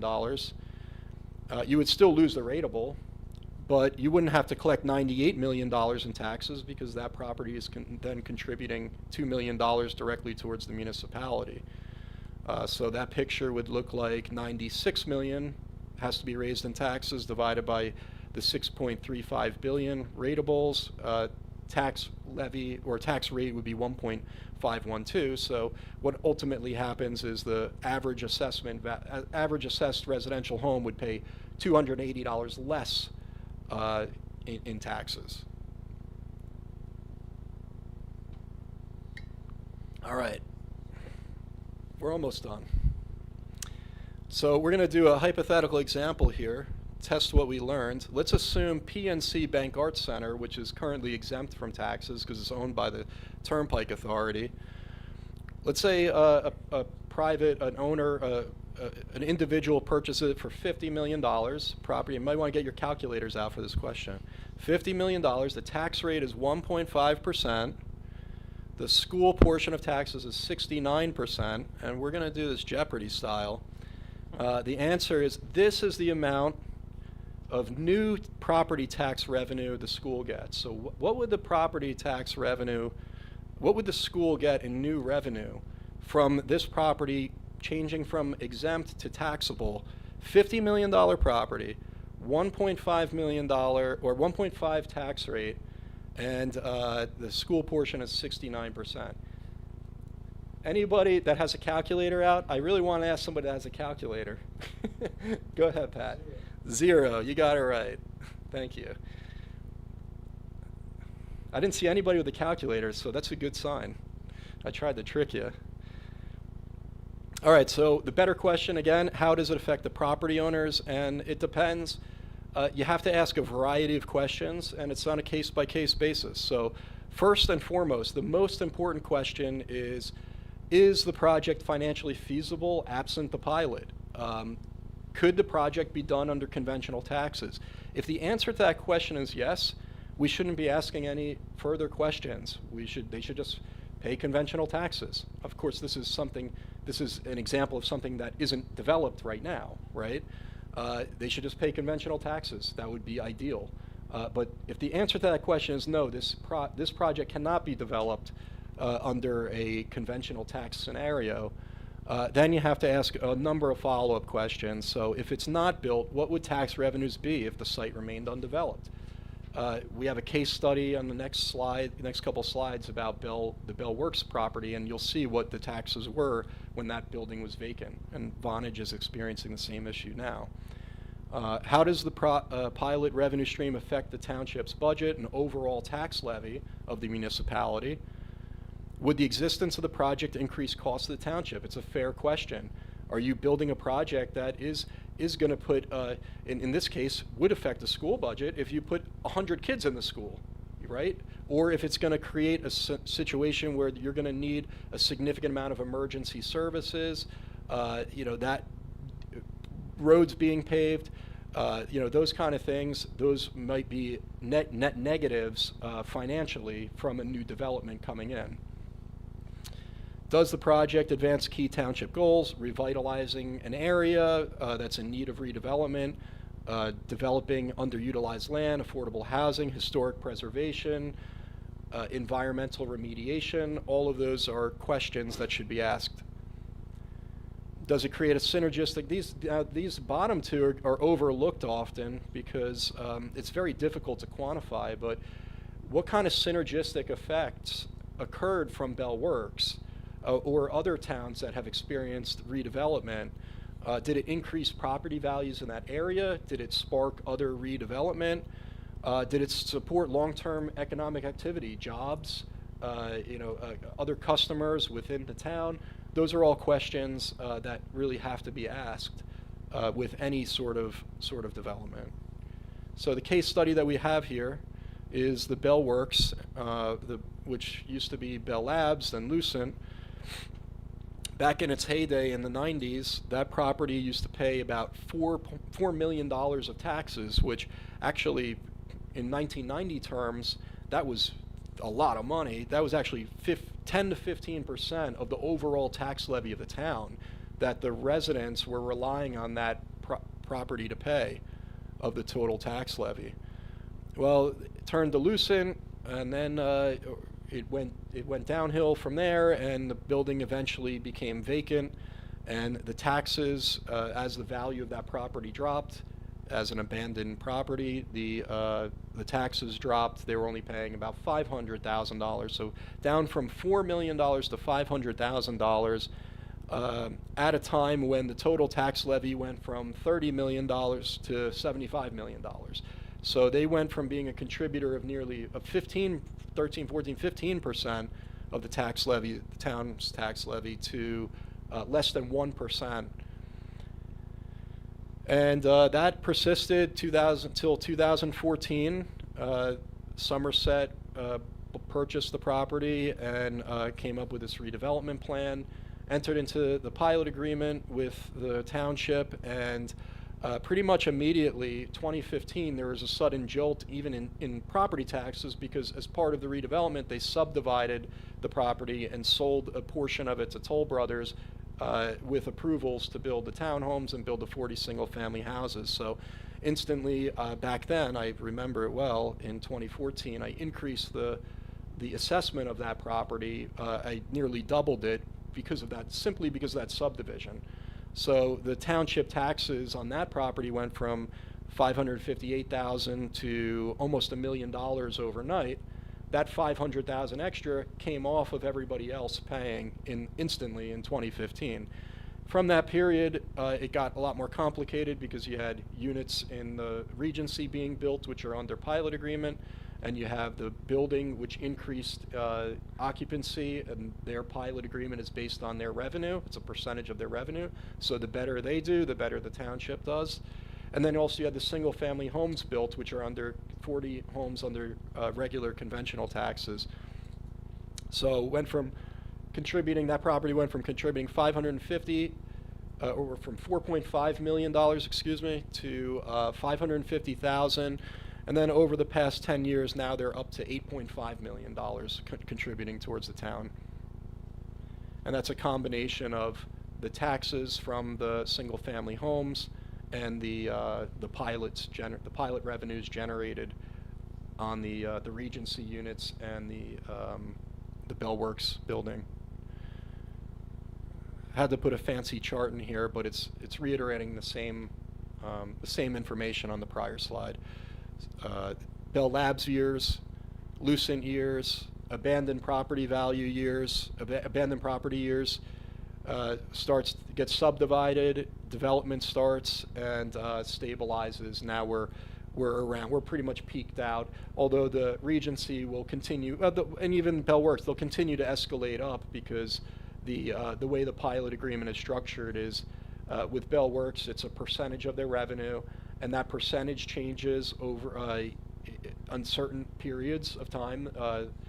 There's certain brackets, like years 1 through 5, it was, 11%, and then years 5 through whatever, it's 11.5%. I don't know the percentages off the top of my head, but you get higher percentages. Theoretically, over the life of that agreement, the revenue of Bell Works will increase, so you'll get the percent of a higher revenue, so you'll get increased numbers there. And then same thing with the Regency. That's structured in a way that the pilot payment actually increases at a rate that's greater than what taxes otherwise increase, at least what they've increased in the past. I don't know about 6% now, but generally taxes were increasing at 2%. So this was designed in a way that those units were paying 4 to 5% more per year, and the goal was to catch them up to conventional taxes. Also, resales trigger recalculations, so those units will pay up to 90% of what conventional taxes would otherwise be under their pilot. And then the Vonage property, I'm not going to get into the Vonage agreement here. There's an entire presentation on that, but I just wanted to stress that that property is under the same situation that Bell Works was in, or Bell Labs was in, after Lucent left. And Vonage used to pay $800,000 in taxes. Now that it's vacant, they're only paying $350,000. I guess where that $400,000 or so came from? It came from your pockets. Like, you're all paying the taxes that they used to pay when that was a vacant when that was a occupied building. Now that it's vacant, you're covering the taxes that they used to pay. And the goal through redevelopment is to get that property redeveloped and get that contributing at the same level, or going to be a lot more than what it used to contribute based on the development that's going to happen there. It should be, I think it was like $2.3 million of pilot revenue that would contribute when it's all built out. And this slide deck, it's on our website, and throughout the presentation there's a number of links, and I think I captured all of those links on the back end of this, on the last slide here. So feel free to visit our website on the assessor's page, and you'll be able to do more exploring on these links. Eric, thank you very much. You got it. Appreciate it. All right, let's move on to the committee. Committeeman Bontempo. Thank you. Information technology update. IT department, the county dispatch migration progress. Our IT department continues to heavily support our police department's migration to the county dispatch system. Key technical milestones completed this week, including finalizing the complex forwarding of calls and configuring critical emergency call flows to ensure seamless community response. Enhanced after-hour security. To ensure uninterrupted administrative and emergency coverage during the transition, IT has successfully reconfigured and forwarded our Vercada intercom systems to handle handle after-hours access to Town Hall building securely. Interdepartmental infrastructure updates. IT is working closely with the Department of Public Works to coordinate physical security updates, ensuring all facility door locks, electronic access controls are fully integrated and functioning smoothly across all Homedale Township buildings. End of June 2026 cybersecurity threat assessment. The NJCCIC, which is NJ KIC, issued the end of June cybersecurity bulletin this week, which highlighted key points for New Jersey residents. Look out for unsolicited emails asking you to open or read an attachment in your desktop. A new hacking tactic targets users with emails prompting them to quote-unquote open on desktop or quote-unquote view on desktop. Opening these attachments bypasses standard security protocols, allowing hackers to install malware and take control of your computer. Action required. Never open or read unsolicited emails with these instructions. Watch out for fake Meta for Business emails. Cyber criminals are sending fake emails that look exactly like official notifications from Facebook or its parent company, Meta, claiming that someone wants to partner with your business. If you click on the link inside, it takes you to a counterfeit website designed to steal your passwords, credit card details, and personal information. To protect yourself, never click links in unexpected emails. Instead, log into your official Facebook account directly to check for updates. Change your passwords immediately if you think you've been tricked, or consider turning on multi-factor authentication. As always, residents are encouraged to report malicious cyber activity directly to the NJCCIC via their official website and exercise caution when interacting with emails from unsolicited senders. Thank you. Mr. Romano? Nothing to report from community development. From the Homedale Library, we have 3 programs going on for children this month. We've got Wild Jersey, which is it's called Find a Fossil. It will be held on Monday, July 6th from 4:30 to 5:15 for kids grades K and up. We have the Dino Kids Rock Concert, which will be held on Wednesday, July 15th at 11 a.m. And then we have Stages Story Workshop, which will be held on Monday, July 27th from 3 to 3:45. The July Book Club, we've got the Homedale Book Club will be meeting on July 14th at 10 a.m. to discuss the book The Last 12 Miles by Erica Roebuck. We've got an America 250 author event coming up on July 8th. Historian and author Rick Gefkin will be speaking at the Homedale Library. The topic of this presentation is All History is Local, Battle of Monmouth Courthouse, 1778, before and after. This presentation will examine Monmouth County's role in the fight for independence. Gefkin is the author of New Jersey's Revolutionary Rivalry about Captain Joshua Huddy and Colonel Ty. Seating will be limited for this event. Registration is highly recommended. From Public Works, brush collection has ended. So June brush collection is over. Residents should no longer put piles of brush out on the roadways. The next and final brush collection of the year will occur in September. And the next large item drop-off event will be held on Saturday, July 11th in the red and blue lots of Bell Works. Residents should enter through the American Way entrance. Thank you. Mr. Vanderham? Thank you, Mayor. Homedale Heritage Committee. Save the date. The 2026 Homedale Heritage Day will take place on Sunday, December 13th. That's at the high school from 1 to 5 p.m. The Heritage Committee is in the process of recruiting restaurants and cultural representatives to host tables, and this list will be shared with the public soon. Residents who are interested in volunteering, becoming a sponsor, or making a donation to support the event are encouraged to contact the Homedale Heritage Committee at heritagecommittee@homedale.gov. The Homedale Green Team. The Green Team thanks members of the public for reviewing and commenting on the final Community Energy Plan, which was approved by the TC earlier tonight. The next Green Team meeting is Monday, July 6th at 7 p.m. in Town Hall. Interested residents are invited to attend or to contact the Green Team at greenteam@homedale.gov with sustainability questions or suggestions for Homedale Township. Thank you. Deputy Mayor, I think you've hung up. I think you put him to sleep, Eric.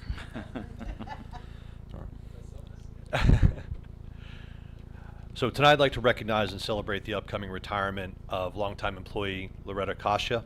For over 20 years, Loretta has been a pillar of our municipal government, dedicating her career to serving our township and its residents with professionalism and care.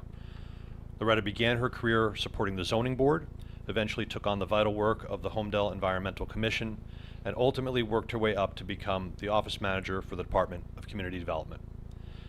To the hundreds of residents, applicants, and board members Loretta has guided and supported over the last 2 decades, she has been the helpful, reassuring face of Town Hall. Loretta, thank you for your years of exceptional service to Homedale. We wish you a wonderful and very well-deserved retirement.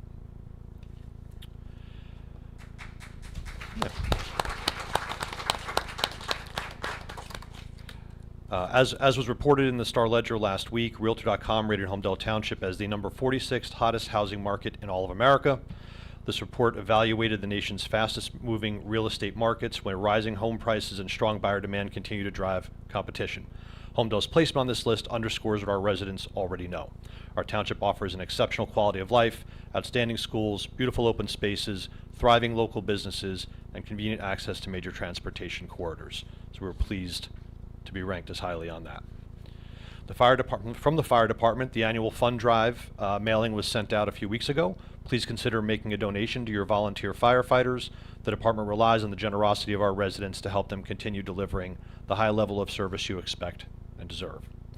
The fire department congratulates 3 of our members for graduating from the Firefighter 1 Academy. Abdullah Ahalway graduated from the Middlesex County Fire Academy on June 2nd. Eklund Ryan graduated from the Monmouth County Fire Academy on June 9th, and Colton Klobuchar graduated from the Middletown Fire Academy on June 13th.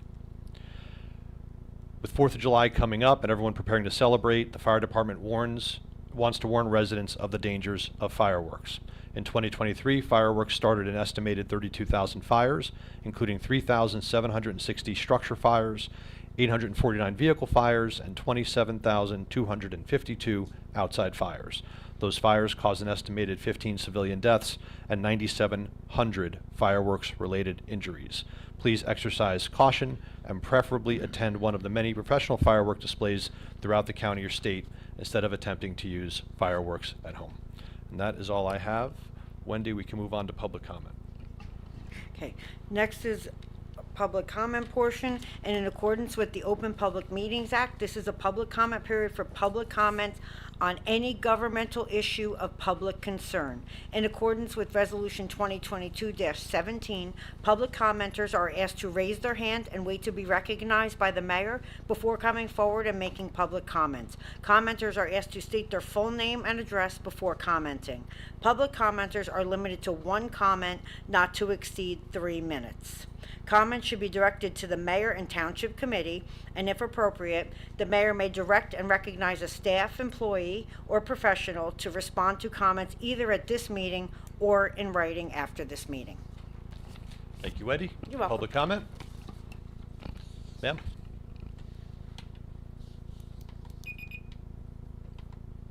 I'm Betsy Shelton, 21 Hayward Hills Drive. I'm part of the Homedale Green Team. To address the resident that had questions on expenses from the Green Team. Is he still here? Any expenses that the Green Team have, and including the production of that community energy plan, are covered by grants. So to the committee, I'd like to thank you all for approving our community energy plan, Resolution 2026-148 tonight. As you know, the plan covers outlines specific energy initiatives that Homedale will be pursuing in the next 3 to 5 years. It covers transportation, energy efficiency, renewable energy, and affordability of clean energy for both the township and our residents. The Green Team's excited to have an approved work plan defining the Green Team's activities for the next several years. That being said, we'd like to invite any Homedale resident that would like to learn more and to help us implement these initiatives over the next several years to check out our the Green Team page on the township website. We'd want to thank all the municipal employees that have helped us make this plan They provided extremely important information and will continue to do so as we implement it. So thank you, Chris, and to the staff. And again, thank you to the Township Committee for your continued support of the Green Team and your effort and in our efforts to create a more sustainable Homedale. Thank you, Betsy. Yeah. Yes, sir.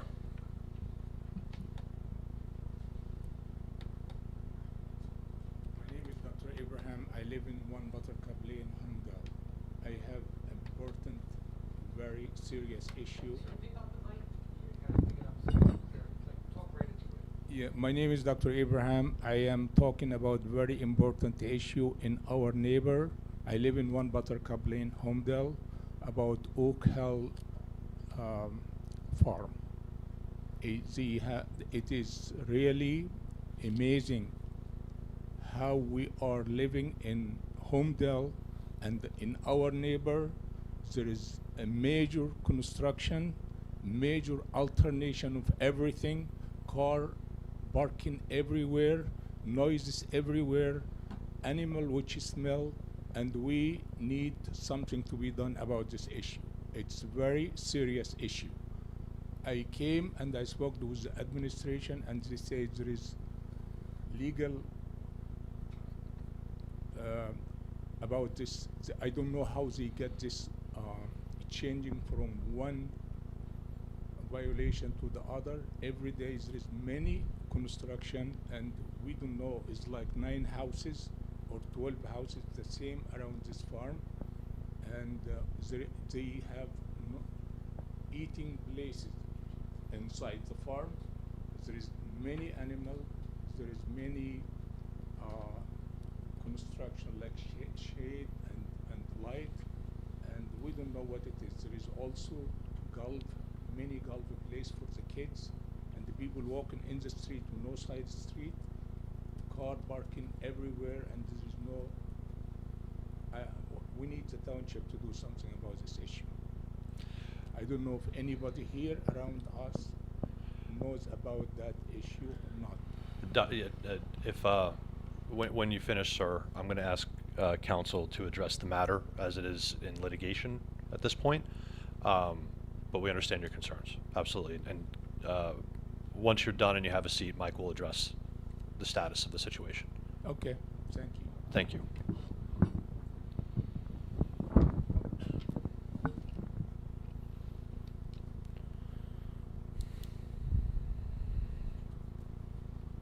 Thanks, Mayor.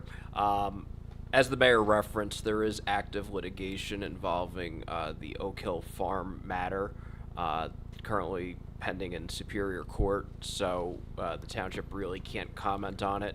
What I will tell you is what you can note from the public court filings is that the township did file a 3-count complaint against the property owner, alleging violations of the Uniform Construction Code, the Uniform Fire Code, and the Municipal Land Use Law. There is an order to show cause hearing that is currently scheduled in Superior Court in Freehold for this Friday at 2:30 p.m., where the matter will be addressed further by a judge. Thank you. Yes, ma'am. Of course, come up to the microphone, just your name and address, please. Hi, my name is Catherine Eng, and I live on 93 Stillwell Road in Homedale. I've been a resident of Homedale for 32 years. I represent my parents. They're the homeowners. They're busy. They can't come right now. And my major concern about Oak Hill Farms, I love the farm. There's nothing wrong with that, except the problem is that it's a public safety issue because there's no sidewalks up to where I live, at least, and there's a lot of families that actually walk on the road where it's a double solid line, and it's very concerning because there's pedestrians walking with kids, there are toddlers, baby strollers, like all the time, and I'm the driver. I'm sure there's a lot of drivers that live around that area too that have a concern when there's no sidewalks and there's pedestrians walking along like families, and that's a major public safety and concern that I have that I just want to address to everyone and also the board here. So if there could be something that could be done, just hopefully something could be done about this. That's all. Thank you. Thank you. And so, as stated by Mike here, we can't get into further depth on the situation, but we are, again, in active litigation. What I will say, though, just to make sure that we're, to be factually accurate, Oak Hill Farm is not a farm. It's in the name, but it's not technically a farm. I'm pretty sure I'm right about that, Mike. In terms of the classification of the property, I think the farm has raised certain legal arguments that we will be addressing in court papers that we file, in which the township's position is that the municipal land use law zoning applies and that there is no right to farm act protection that applies, but we'll address that in court. Yeah. Thank you. Anyone else? Public comment? Yes, ma'am.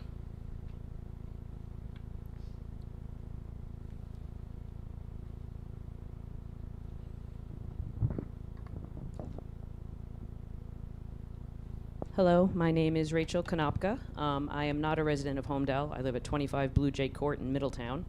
I am here because I am co-president of RAGE, Residents Against Giant Electric, and I was for the 2+ years of the grassroots community fight against JCP&L's 2016 to 2018 attempt to install high-voltage power lines over the New Jersey Transit tracks for 10+ miles through 5 towns, including Homedale.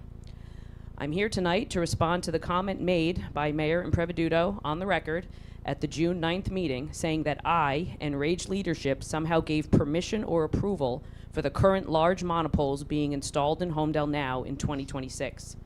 That comment is absolutely incorrect, and I am here to set the record straight. I was shocked to hear my name said aloud on the live stream of that meeting. The next morning, I sent an email to Mayor Impreviduto to introduce myself and to defend myself and RAGE with a thorough telling of facts. It would take me much longer than 3 minutes to read that email, but if anybody here would like to read it, we posted it to the RAGE 2016 Facebook page. At the end of that email, I asked that he respond and publicly correct the comment he made. The next day, June 11th, I sent the email to the full Township Committee.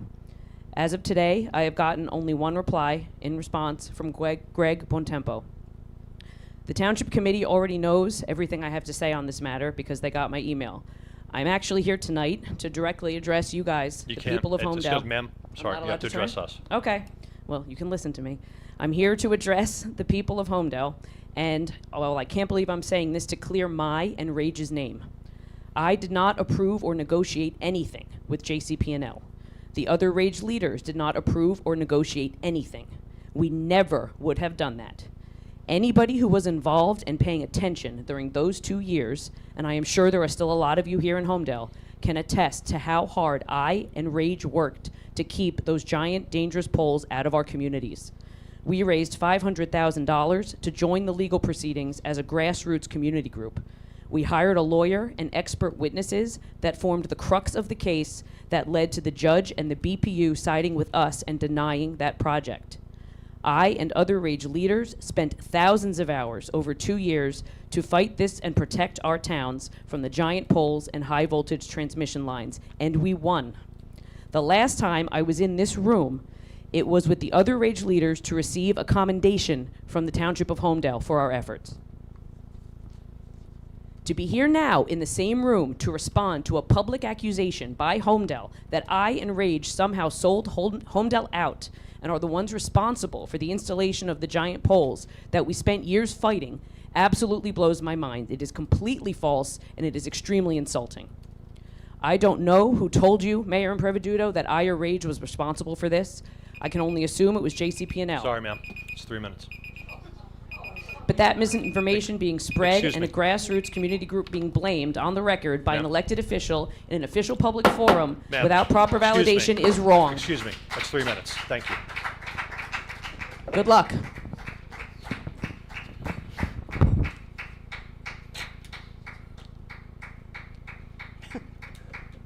You can finish reading the script, Ken, if you want.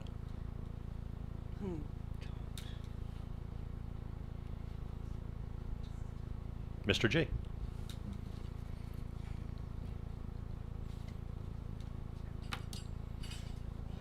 King G, 8 State Street.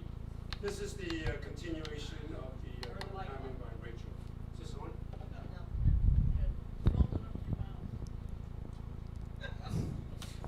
Kinji 8 State Street. This is a continuation of the public comment by Rachel Kanapka. I don't know who told Mayor Improviduro that I or Rach was responsible for this. I can assure it was JCP&L. But that misinformation being spread and a grassroots community group being blamed on the record by elected official in an official public forum without proper validation is wrong and reckless. Homedale residents, JCP&L is trying to gaslight you and your township committee. Don't let them do that. Ask them on the original 2019 project to add wires to existing wooden posts, change to installing much bigger laminate and metal posts. Ask if JCP&L was supposed to notify all residents within 200 feet of the certified letter like they had to do with the train track proposal. Ask why they are now offering settlement money to residents if this project is fully above board as they claim. JCP&L are the ones to blame, not Rage. I want that on record. Thank you. Thank you. I also, if I may, since I think I have a minute and 30 seconds. Eric, tax assessor, thank you very much again for a very informative presentation, but I do want to point out two things. One is you're showing the pilot for the Bell Works, and it looks very impressive. And again, everybody, and I fully agree that it was very successful redevelopment. However, I think it's a little bit misleading because we do have two developments there for 225 units, and specifically 185 units are on the pilot program. So I don't remember the exact taxes, the pilot payment for that, but at a minimum, I believe at 185 units, added something to close to 2.6 or $3 million to it. So that number you had there, if you really were truly adjusted for the commercial building back before the redevelopment for that, I think you're going to see that some numbers are a little bit different. Second is I just want to point out again that while the calculation of the taxes and so on is very educational, we should point out that because pilot payments, 95% of that goes to the township committee, that far exceeds the normal. It used to be around 15 or 17% of the share that they get. So in fact, it really is a, if you will, a hidden, I want to use the right word, tax levy that is not a tax levy, if you will. So in effect, the amount that the funding they got has tremendously gone up. Thank you. Oh, I made it at the buzzer. Any other public comment? Yes, sir.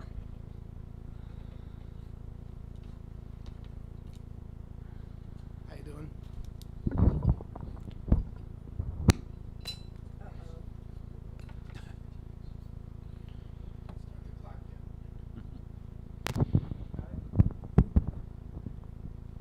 Franco Rousseau.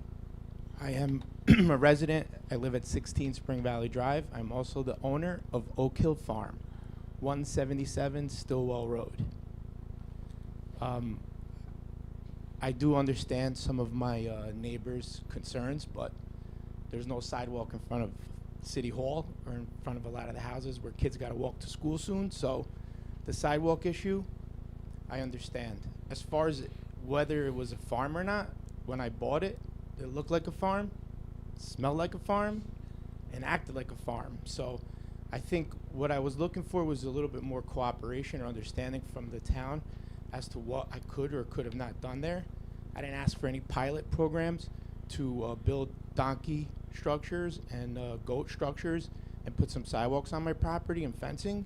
So yes, we will resolve those items in court on Friday, hopefully, but if the community or the public or anybody ever wants to speak to me, I'm very accessible, and I'll be happy to share with them what I did and didn't do, and what I will continue to do is keep that a farm, because I think it said farm when I bought it, and I think the people who lived around it, it was always a farm. So that's it.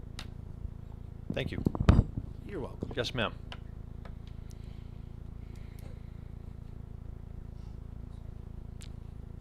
I was going that way, but however you guys want to work it out is fine.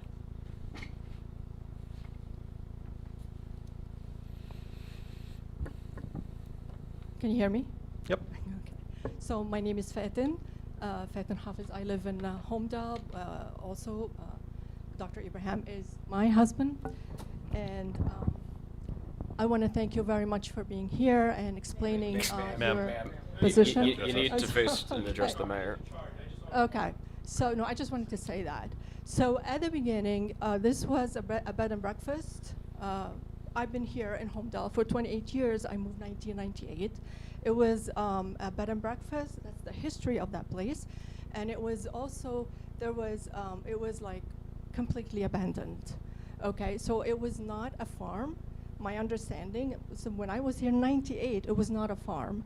It was a bed and breakfast, and that was completely abandoned for many, many, many years. That I remember that very well. I'm not saying that it is bad to have that farm. It's actually, I mean, my grandkids, they go there and they enjoy it. Our concern is the expansion, okay? There's so many sheds, so many activities. There's an open eatery there, and there is no place for cars to park. Like today, cars were actually parking on the lawn there. And sometime you see some cars, strange cars, would come and park in my street, and it is so far. I'm not saying that it is bad. I'm saying it's good, but but when it was 1/4 of it is right now, it was good. But the expansion, so just think that it's stretched in the backyard of almost 6 homes on Stillwell Road and 3 homes on the Buttercup Lane. So we're talking about 9 homes there that has been stretched, okay? It was good when it was small, but it was stretched. So now it becomes a bother to us. And I'm not saying that I want him out of business, and I'm not saying that I do not want him in my neighborhood. I still want this farm in my neighborhood, but on a smaller scale for the safety of everyone. Okay, like there's no sidewalks, people are in and out, noises. So imagine that usually I like to read at night because of the nature of my job. And I read a lot, and I research, and I publish. And 3 a.m., and I'm not joking, 3 a.m. I would hear birds, goats, and I know you're gonna laugh at this, but a donkey, 3 a.m. This happened, and I heard it, okay? And I am on Buttercup Lane. I appreciate having it, but as long as the activities are at a smaller scale and it's not expanded as it is right now. Thank you, ma'am. The young lady in the back, and then sir, we'll get to you.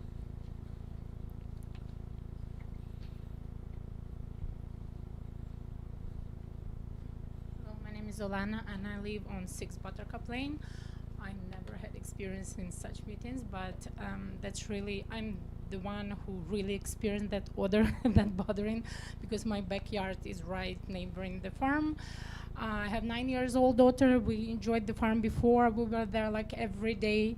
It was nothing like that. We have 2 large horses. We have more ponies, I believe 3 or 4. We have like more animals. It's not just the sheds for the goats. And again, now we're used to those horses, and those animals really like it, but we cannot enjoy coffee on the porch anymore. It's really a strong odor. And if it's cleaned well, I'm fine, but when it was not much event. I remember one event where I was surprised. I believe it was egg hunting.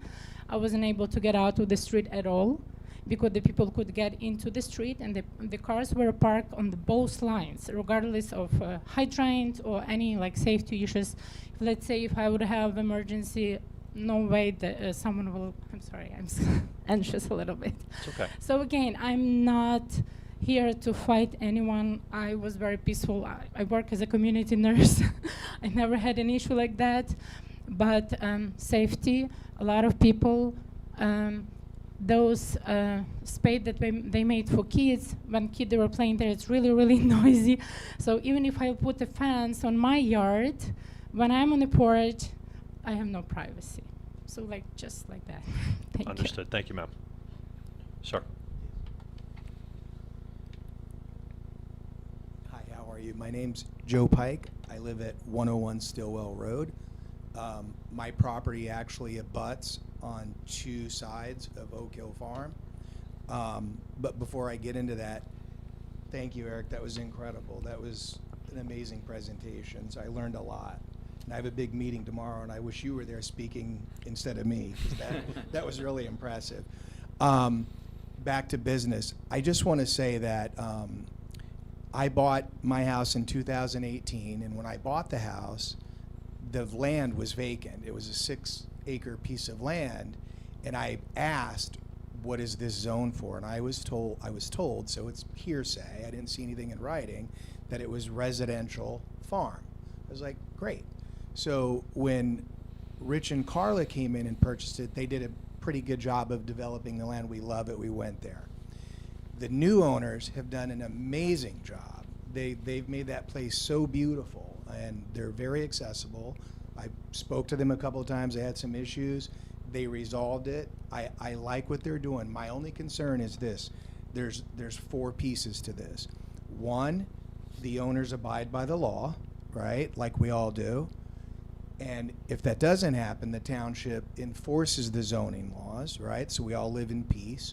My other concern is that you have across the street, you have the Almost Home deli, and this has nothing to do with the new owners of the farm. This was going on previously.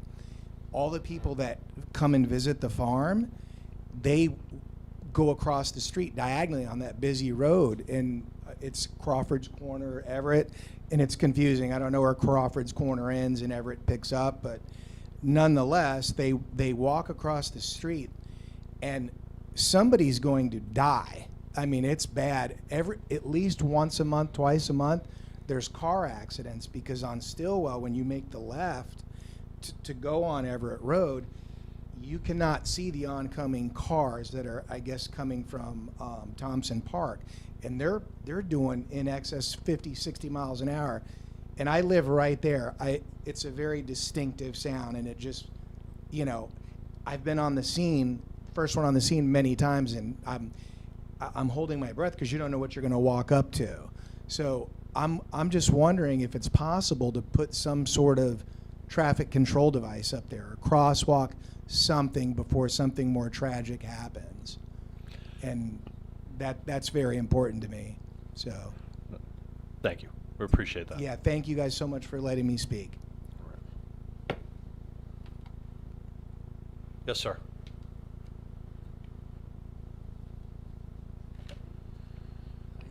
My name is Michael Tao. Just bring the mic closer, sir, if you don't mind. Yeah, my name is Michael Tao and live in the 4 Buttercup Lane. I have been in Homedale almost 20 years. Can you hear me?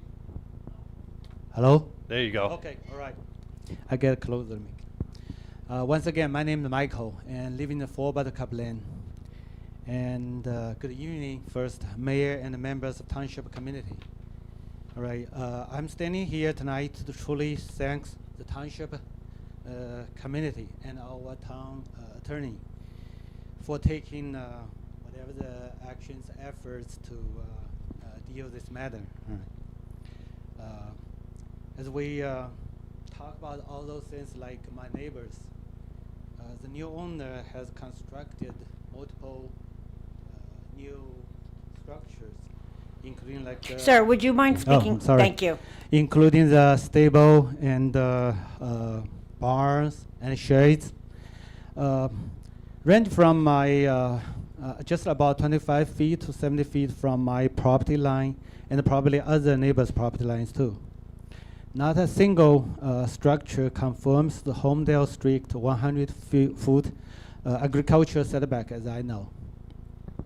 And also the livestock population continues to expand. Now it has 2 donkeys. May not be accurate, but it's the number I observed. 6 horses, 3 cattle, and 2 yaks, bringing the total at least 13 large vertical animals. Due to the overcrowding, it's not like animal lover, all right? It's overcrowding for the environment. The animal creates excessive breathing and moaning during the early morning hours, and a nuisance all around. Worse yet, these 13 heavy animals are kept within several feet of our shared property line, which consists of a Storm Creek easement and the state-regulated freshwater wetland buffers. As a result, amount of livestock waste could be washed directly into the Homedale public stormwater management infrastructure. Now, I just want to say again, all right, I'm not trying to interfere the owner's business operation. In fact, I had a brief talk with Mr. Franco, and I showed that I actually respect I'm a farm lover. I respect the farm business if it is farm. But the problem is we are not asking any extraordinary measures. We are basically simply asking for the same rules to apply to everyone. If a new resident can choose to discredit our shared zoning protection and compromise. Okay. We understand, but thank you. We understand our statement from before stands, and we understand your position. Thank you. Thank you. Any other public comment? Sir, oh, sorry, we already got you, sir. Yes, ma'am.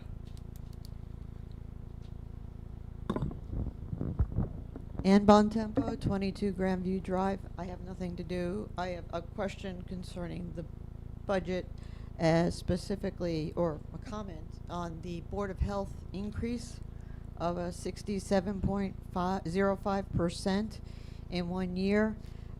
I've gone over the records back to 1984 with my numbers, and we didn't start paying taxes to the county until about 2012, I think, when we went from a local Board of Health into a county Board of Health. And over the past 10 years, I'm seeing from 2016, our Board of Health taxes decreased almost every year. In 2016, it was 222,000 and change. Down to last year, 2025, it was 186,552, and now all of a sudden we're jumping up to the highest it's ever been, to $311,628. I'm wondering why this is occurring. Why is such a large jump when classically over a decade it has been decreasing every year? Then now we are going up over 67%. What's attributing to that? Also, the fact that, and just to take into consideration, people on the pilot program do not pay into Board of Health taxes, library taxes, open space taxes. Then 95% of what they negotiated tax rate goes to the town, and 5% goes to the county, which I don't think covers the use of the library, Board of Health, and the other services that they also have use of. So is this like an accumulative catch-up because pilot program hasn't paid towards Board of Health, library, or any of the other taxes? Or is this because of other reasons? I can't fathom why 67% increase in 1 year when over 10 years it's been going down. Can anyone, I know this is my comment. Okay. Thank you. I don't know why it's going up. Thank you. Chris, do you have any insight into that? If not, we can get Actually, it, I'm sure. I think that was the first time I heard it tonight, too, from Eric. So I think we'll have to find out. I do know that the health officer for the county did step down, so he's no longer there. So I don't know if there's changes coming, but I'm not sure. But I'll look into it. Absolutely. Let's reach out and just see if we can get it quantified. Absolutely, yeah. That's the first I heard of it. So thank you. It's going to affect me too. Cool. Yes, ma'am.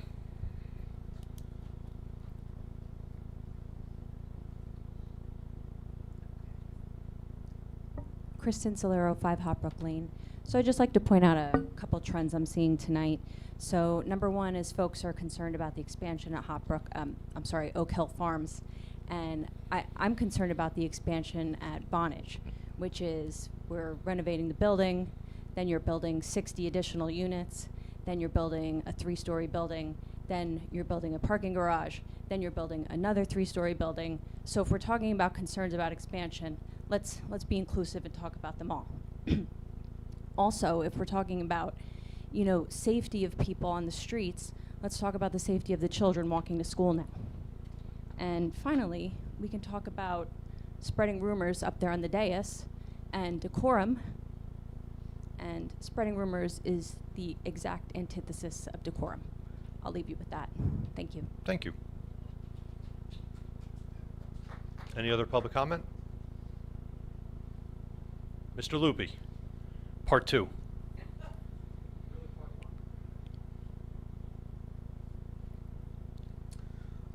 Lance Loopy, Line Road. So there were still some outstanding questions.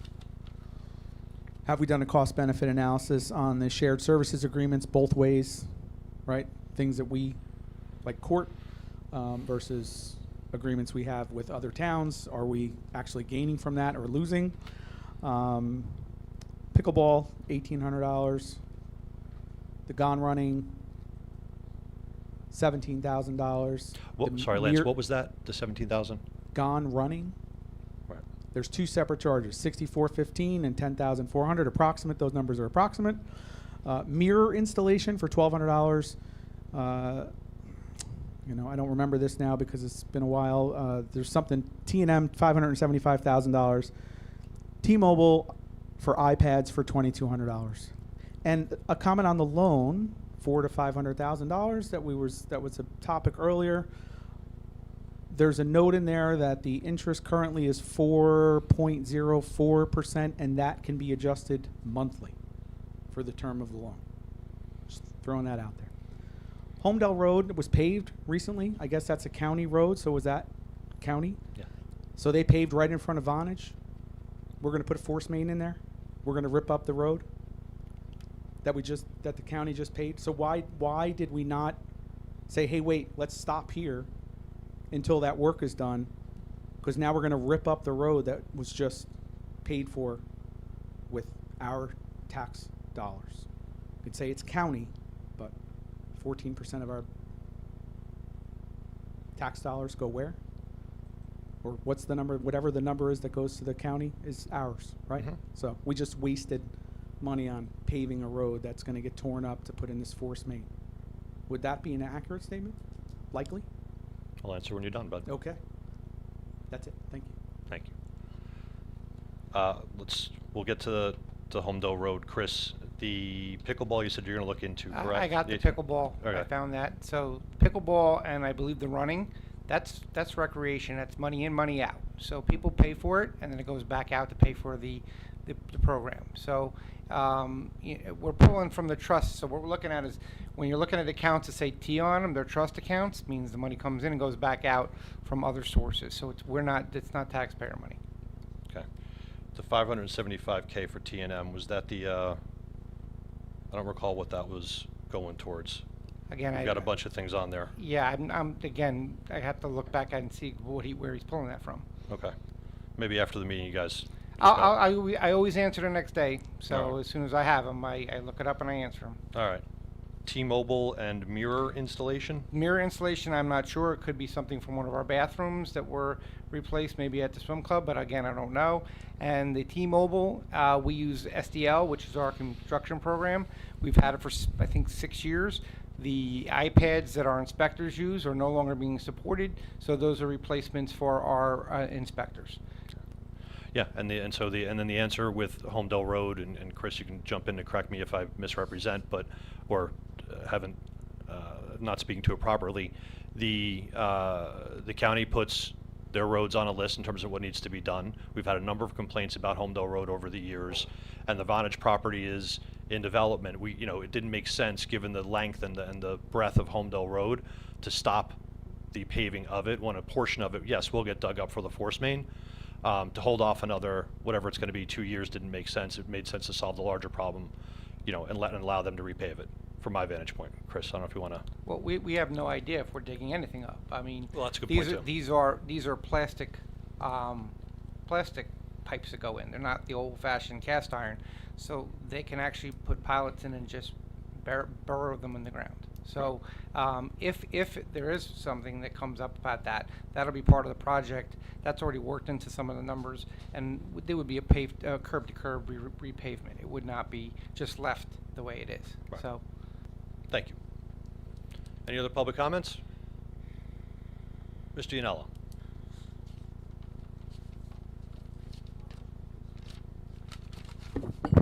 Jay and Eloy to Levitt Drive. Eric, I'm wondering how many tax appeals are there a year roughly, and how many are successful? We're gonna follow. But Jay, just Yeah, ask I me and mean, I didn't. It's been a busy week for me. I didn't read the ordinance you passed tonight, Mayor Impreveduto. I think this makes you look really small doing this, not allowing a dynamic conversation, cutting a woman off who was basically saying you said something on the public record multiple times that was 100% false. I really think you guys should reconsider this. I think this makes you look really small. Chris, since I'm going to list things, I can't even look to Chris. you got to address me, and then I'll defer to Oh Chris or God, Eric. this based on is the answer. really bad. Mayor Impreveduto, Middletown Road is in horrible shape. The edges of it, I literally witnessed someone get a chopped up tire. I made statements in the past that the engineering firms should be held to some standard for how these roads hold up. I'm wondering, when will Middletown Road be remediated? And when will the potholes that Chris Pryor said would be addressed on Homedale Road, when will they be raised because they're in bad shape? And that's it. Thank you. Now I'm supposed to sit down? Yeah. Yeah. Yeah. Okay. Thank you. Wow. Eric, how many tax appeals ballpark every year, and how many are successful? It varies from year to year, but generally the county tax board will have 60, 70 appeals filed, and then some at the state tax court. Very few at the state tax court are granted any reductions. They generally are withdrawn. And then the ones at the county tax board, many of those are filed because a disagreement with the data on the property record card after the assessments have already been set. For example, if somebody has it doesn't have a finished basement, they're being assessed with a finished basement. The only way to address that after the assessment is set is to have an appeal filed and make the change through the appeal process. So to answer that question, it's a little bit complicated, because if things are being changed that I would agree with,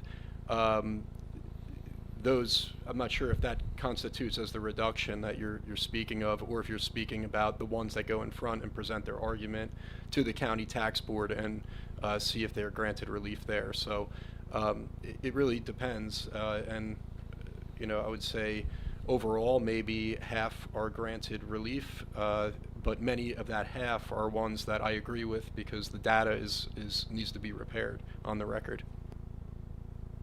Thank you. And Chris, any updates on Middletown Road or the potholes mentioned for Homedale Road based on our, Homedale Road's I believe different. I believe it was manholes that were sinking on. Yeah.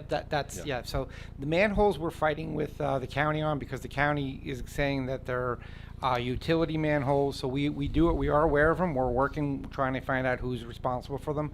We aren't responsible for them. Now, when it comes to Middletown Road, we are establishing our 2026 road program. So Jay, I promise you I will get that looked at to see if we can get it fitted into this year coming up. And then ultimately, and I wanted to mention one other thing, Ely Road, I know there's an issue there. We actually, I think, solved that issue. It's going to be torn up. They're going to go all the way down, rip the base out of it, and put piping under it so we don't get any more heaving in the middle of it. So I figured I'd add that in because I know that was an issue as well. But we had actually engineer work done on that. So. And we thought it was an American Water issue, is it not? Well, we think it's an American Water issue. American Water still doesn't want to take the blame for it. So once we're prepared to do what we think it is. If it's on our end, if it's theirs, we'll know right away as soon as we put a machine in the ground. All right. Thank you. Any other public comment? We already did one. Any other public comment? Anybody else? All right. Motion to adjourn?